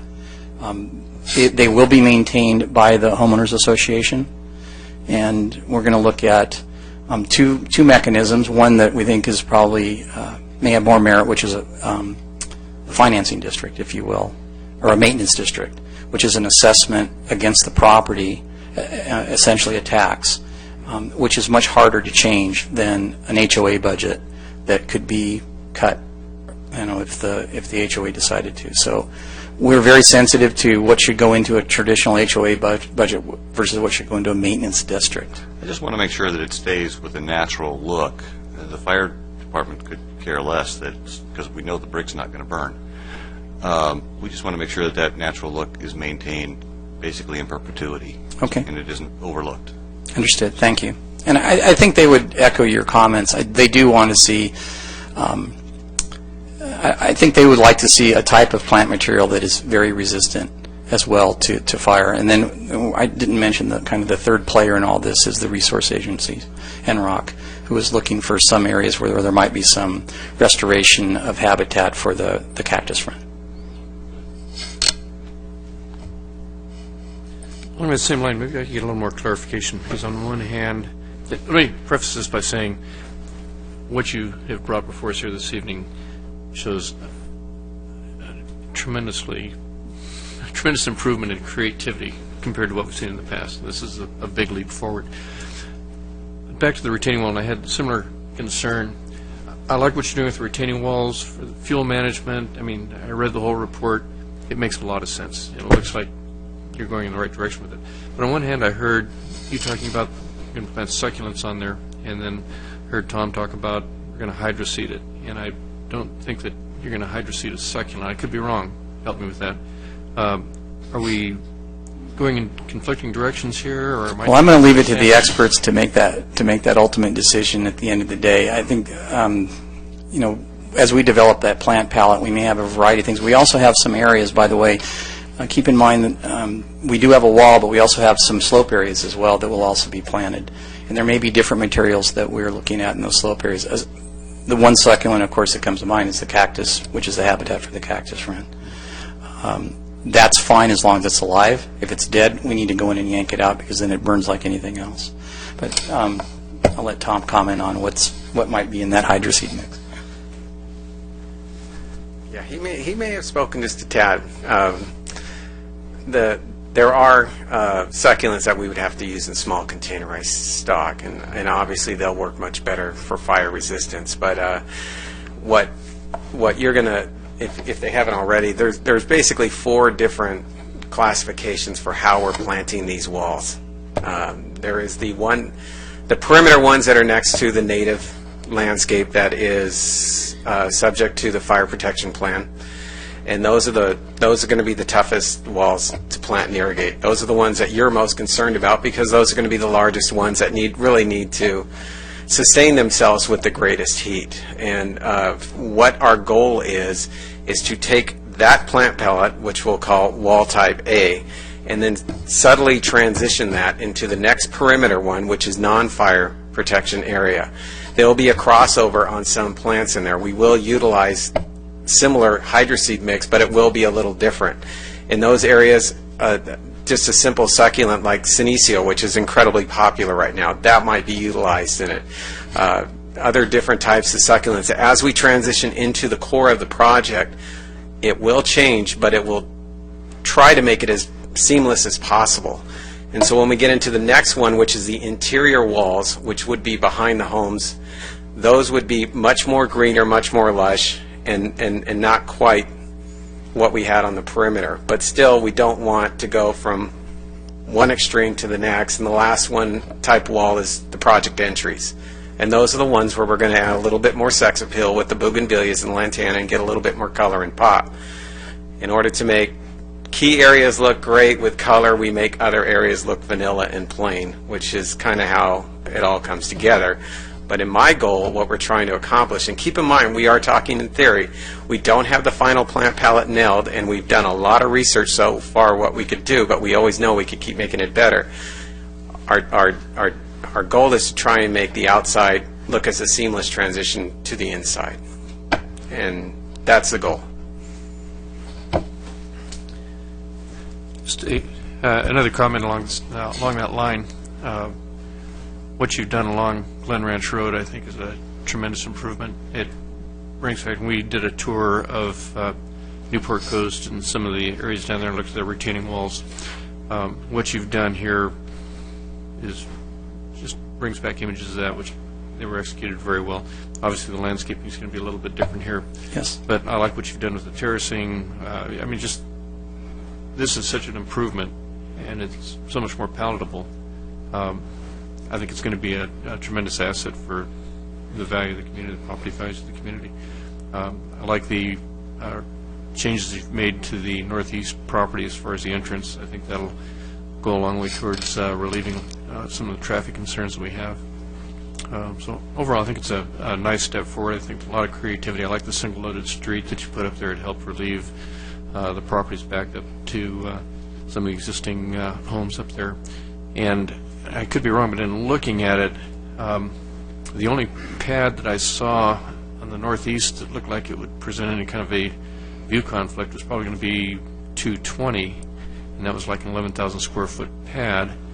And the way it's configured, it looks like it's only going to be buildable on the eastern side of that pad. So you guys have done a great job. What I'm getting to is you've done a great job, I think, in minimizing view impacts. You know, most of those properties up there now, if you see any house at all, the top of the roof will be at the same elevation as the backyard of the property that is in close proximity. So, hats off to you for, I think, you put a lot of effort And the into lot number that you identified is the one that has the least differential, by the way. It is an odd-shaped lot, I believe, the one you identified. I think there's some things we could look at there because of that that lot itself. But I do appreciate that. I also want to give credit where credit is due to our design team, hearing the feedback and really re-looking at Glen Ranch Road in particular and the intersection. I think there's going to be a lot more people there. I think there's a lot more people there than we realize now. We think nobody uses those roads. That's not true. We just don't see them as often. So I think that hopefully will enhance their experience, whatever they may, walking or whatever they may be doing there. Okay, thank you.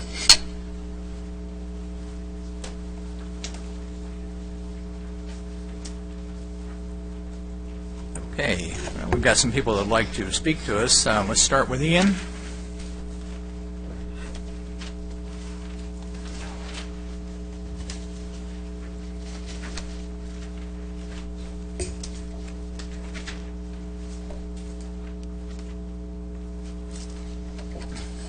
Good evening. Haven't been in a meeting this late for quite a while. Planning commissioners, staff, thank you for allowing me to address you or the opportunity to speak on this. I appreciate the effort made by the Planning Commission, city staff, and the developer to make this plan the best that it can be. I like that the project has undergone a significant number of changes since the last Planning Commission workshop, and the fact it reflects recommendations from the traffic workshops as well, and also the feedback that you gave at the last meeting. In reviewing the design changes, personally I like that the four-way intersection on Saddleback Ranch Road has been eliminated. The wall heights have been reduced. I like the entry monuments that they're proposing at both ends of Glen Ranch. I like the stone face 5-foot wall running the length of the equestrian trail. That does remind me of the rural nature, O'Neill Parkish kind of look, so I like that. I like the safety fences on the top of the walls, and I like the elimination, of course, of the 30-foot walls, especially behind the park at the entrance to the northeast parcel. It's nice so far, and I do believe when it's finalized that the improvements will increase the desirability of living in the expanded Portola Hills community. It's headed in the right directions, but I also believe there are some additional opportunities. From the initial project discussions as part of the opportunity study in 2006, compatibility of Portola Center with Portola Hills has been a premise for the project's design. At the time, it was simply focused on units per acre, without mention or description of the need for retaining walls that are not compatible with the nature of the existing Portola Hills. I'd like to see the design conform to the requirements of the city's retaining wall guidelines. Can it provide a height to setback relationship that is appropriate for the context and setting? The retaining walls along Saddleback Ranch Road are in line and are not curvilinear. I know the guidelines encourage use of offsets, varied setbacks, or curvilinear forms, along with the use of pilasters to break up the mass. However, in the current non-curvilinear design, the pilasters serve only to emphasize the presence of the walls. Please break up the walls to break up the mass. The version of the project does impact homes on Malabar and the views, and they will see second levels and roofs. Please address that. Thank you for the input.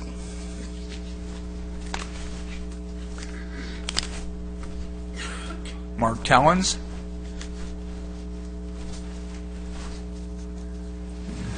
Just ask that you do repeat your name and city of residence, please. Mark Tellens, Lake Forest. In fact, I've lived in Lake Forest for about 22 years now, in this house for about 19. We also commend the changes. We like a lot of things that have happened. We are concerned, though, that the change from the August plan that had the four-way intersection had a lot of the houses at a lower elevation, especially in front of our homes. So when everything was redesigned, a lot of the houses that were up against Malabar were raised up considerably, about 25 feet. And they were also, because the road was changed, it's moved closer to us and also pushed some of the houses closer to us before. So the previous plan called for a distance of around 75 feet. Now it's more like 37 feet that it's closer into the hill. So we're concerned that with the projected elevation changes that it's not just rooftops that we're going to be seeing. It will be, the second story of people's houses below. And when I'm on my pool, I really don't want to be looking in someone's bedroom window. I'm sure they don't want me looking in their bedroom window either. We have a very panoramic view that we've had for the past 19 years. A lot of it will be preserved towards the ocean. We'll lose kind of our southern view towards Lake Mission Viejo and the hillsides over there. And the green side straight ahead, we'll lose that also. That's understandable. And we knew that from the start when we bought there back in 94. So we weren't that concerned with new houses coming in and looking at rooftops. What is more the concern is looking straight out at houses, a second story straight ahead of us. So, in the presentation we saw the different photo views kind of looking up from Glen Ranch and Saddleback Ranch and definition. I guess I'd like to see if it's possible to get some a view analysis, also some photos. And you're perfectly welcome to use my backyard to see what it would look like looking down. I've got photos. I think several have photos of what our view looks like right now, looking out from our backyard, and we'd like to see how we're going to be impacted, because it looks from this latest view, it's considerably changed in elevation. And I know, talking with Mr. Day, he's already talking about seeing that he can shift out some of like the odd-shaped lot and perhaps push it down a little bit more. So that is definitely a step in the right direction. The last thing is, so a lot of this kind of took us by surprise. So this was kind of left on our doorstep yesterday. So I mean, this is a little over 24 hours that we had to react to that. So, and this is going to be an ongoing project. So the question is, how will we in the community in Portola Hills be kept up to speed as things change and progress? You know, will things get higher? Will things get lower? And as things keep changing, I know dirt is a big concern. So, you know, talking about moving around 4 million cubic yards of dirt around, and if there's any other place that we can move that dirt to, perhaps someplace across from Glen Ranch. I know we're already filling up in that hole right there, so that the elevation doesn't have to come up. So instead of pushing up the dirt so much into our neighborhood, if we can kind of take it into some of the canyon areas down below. Okay. Thank you. Okay. Elizabeth?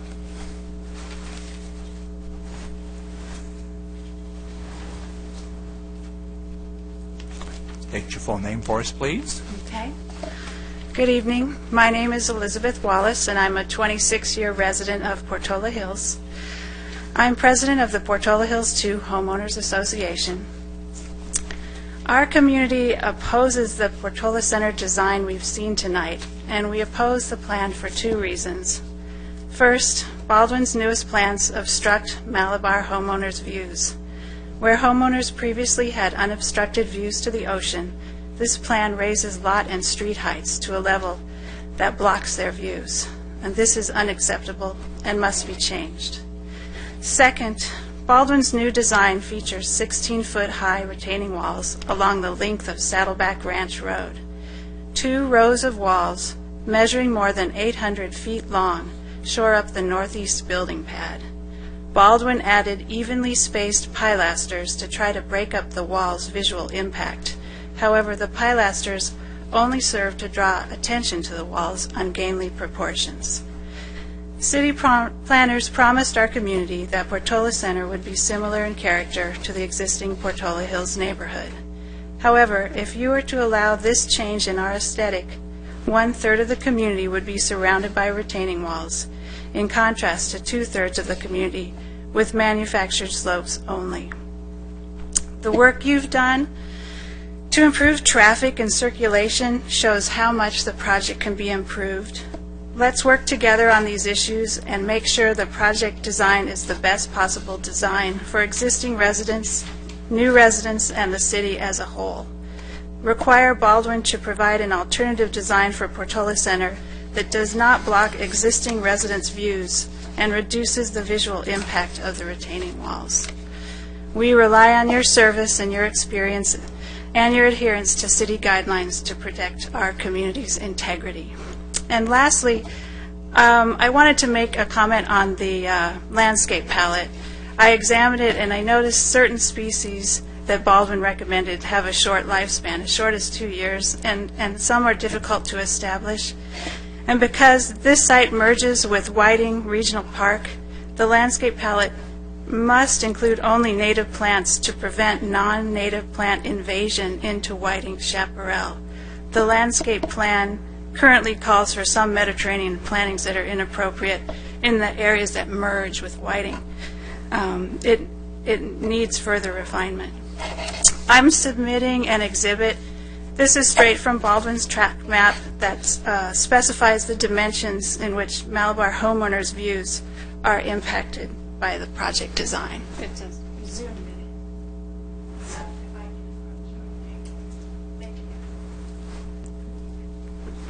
Thank you. Wally Clark? Hi, Wally Clark. I live on Malabar. Most of what's already been said are pretty much my feelings. I received probably the map that was just handed out last night. Had no knowledge that they had raised the height, and I think our biggest concern is the height and how it's going to impact the view. I am a third owner out there, but there are many of my neighbors who have lived there for 19 years, and they were original purchasers. When they purchased the homes, they were told they were buying a luxury view lot. To have that lot all of a sudden look at the back of someone's house is kind of unfair to them for what they purchased 19 years ago. I bought what I thought was a luxury view lot, and understanding that in time there will be development, appreciating what the Baldwins have done, because it does look like they've done a lot of work, and their PowerPoint to me was pretty impressive. But I do think that rather than shove 4 million cubic yards of dirt to our backyard and raise what was going to be about a 45-foot view down to the rooftops to about a 20 or 25-foot view is pretty unfair to what's happening to the 9 homes on Malabar and to any other homes that may be impacted by it. One of my questions, and I thought about it when I was listening to the presentation, is with all the retaining walls, is everybody in Portola Hills going to be impacted with new HOAs? Or is it going to be all the new homeowners? Like, will our HOAs be going up? Because what the Baldwins are putting in is tremendous, not just in walls, but in maintenance, and maintenance for many years to follow. Last but not least, I think Commissioner David Carter had mentioned balloons as a method that they used to use to check heights. Perhaps the Baldwins can go park some balloons out behind our house, use my backyard as well as Mark's as he offered, and see how it's going to impact the homes, and then we can possibly talk about lowering the subgrade and lowering the height of those new homes. Thank you. Thank you. Wayne Winslow. Good evening. My name's Wayne Winslow. I'm a Lake Forest resident in Portola Hills and on Malabar Road. So, like the rest of the neighbors, my neighbors you've heard here tonight, I received the map yesterday and looked at it. I'm an engineer, not a civil engineer, a mechanical engineer, but I can pretty well visualize 3D space, and I do appreciate that the neighborhood was going to go in there, and I do welcome it. What they've done on Saddleback Road is much improved over what we have today with the sandbags, so I do appreciate that. But in visualizing the plot plan levels compared to my house, I would say that, you know, my expectation is my view may have been impacted maybe 20% by the construction, but after looking at this, I would say it's probably 50 to 75%. And as you know, our home values, views have a huge premium. So I just wanted to share my concern with that, and again, with the other neighbors, if we could look back into that and get that reduced, that would be greatly appreciated. Thank you. Thank you. Anthony? Good evening, committee and council members. My name is Anthony Shalaba. My family lives at 28626 Malabar Road. My neighbors are a tough act to follow, but I'm smack dab in the middle of the 9 homes that stand to be affected by the most current iteration of the Portola Center project. So I'm compelled to join my neighbors in an appeal that is very near and dear to our collective hearts and our fiscal concerns. When I moved to Malabar 14 years ago, we invested a premium for the privacy and the view of our lot, the view our lot commanded. To us, while a stretch, it was worth every cent we paid. We've enjoyed the piece of the land below us having not been developed. However, under full disclosure, we knew it was imminent that there would be a development of some fashion across the wilderness below. So we knew that wildlife and peace would go away and be replaced by construction, streetlights, and frankly other good people who would likewise wish to take their families to this lovely neighborhood in Lake Forest. We accepted that and have appreciated every year that's gone by thus far. What we had not anticipated was that our privacy and view would be affected to the extent as currently proposed. Here are a few bullet points that I'd like to add to the appeal. The new homeowners, will they appreciate their privacy potentially being compromised with the pad being raised to a level with our homes. The premium we invested is now being compromised as both privacy and view are obscured.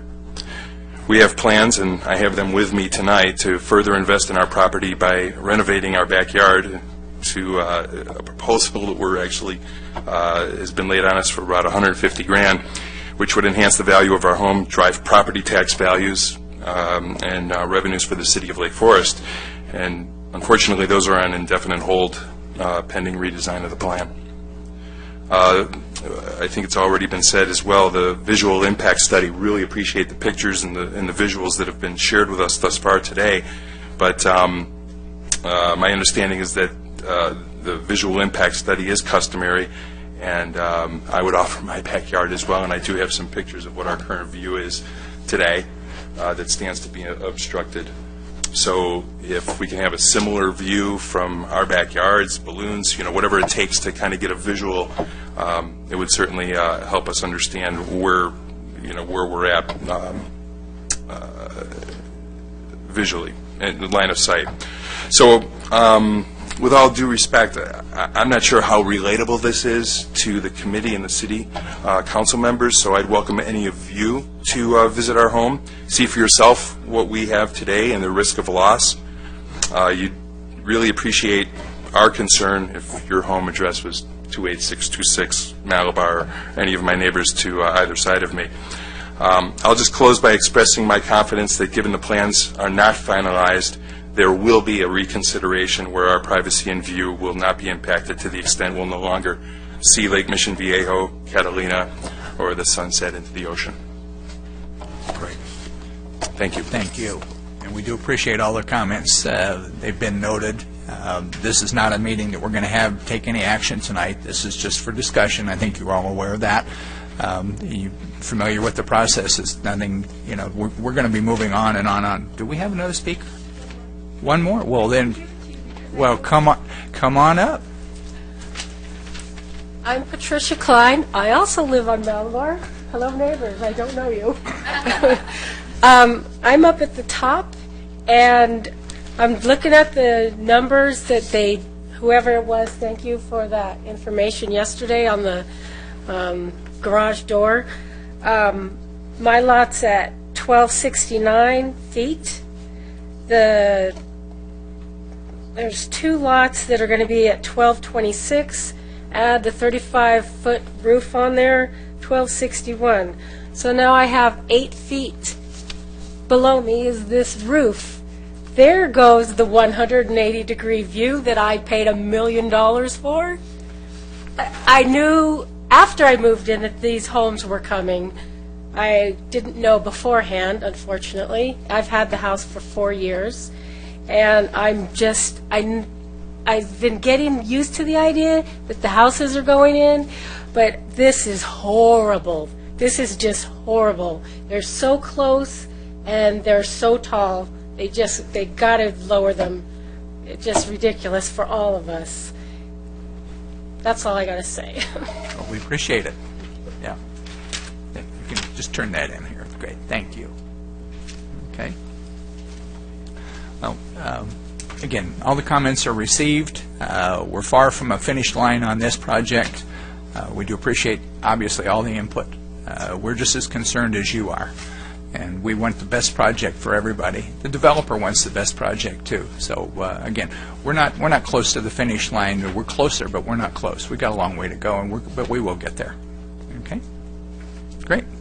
Thank you for your time tonight. We know you've been here late. It's important. Okay.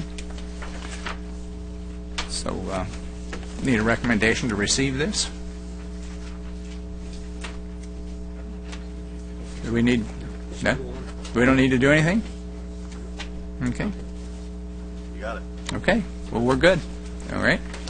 Well, with that, let's go ahead and move on to director comments then. I just wanted to remind the commission that you were invited to the council meeting on the 15th to hear the discussion of the resident and business satisfaction survey. Thank you. Okay. Our city attorney? I have no comments tonight. Okay, thank you. Mr. Hughes? Nice to be back, but no other comments. Commissioner Zachmeister? I'd just like to wish everybody a Happy New Year. Vice Chairman Anderson? I, too, would like to wish everyone a Happy New Year. I have one question for you about a new sign that went up on the back of a gas station at the intersection of Lake Forest and Trabuco. It says Smog Center or something on it. Seems awful large for the size of the building. I don't know if you're aware of it. I was just looking for some commentary on that. There was an email on that one the other day. I can forward that information to you. Great. I'd appreciate that. Thank you. Commissioner Carter? I also would like to wish everyone a Happy New Year and want to assure that if we're going to do the best we possibly can with the project that's before us. I think you've seen the way we conduct our meetings, and really we have both the applicant and the resident in mind when we're looking at stuff. So, with that, thank you. I have no comments. With that, we'll adjourn to our next regular scheduled Planning Commission